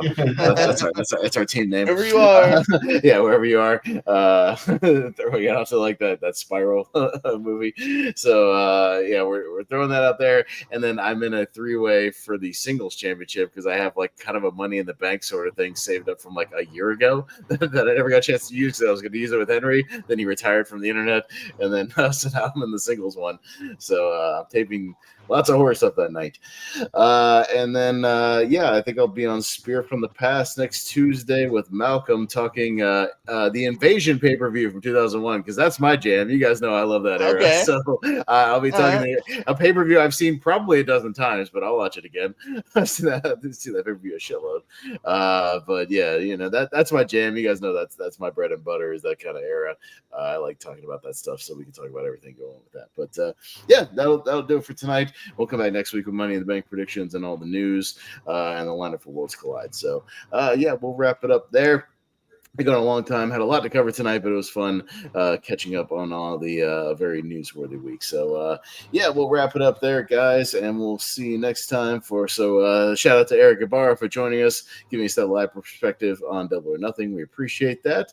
For JPO, for Richie Goodacre, for our buddy Jacob Barber, watching at home, probably getting home from a stand-up special. We love you, buddy. Hopefully, we'll be back next week.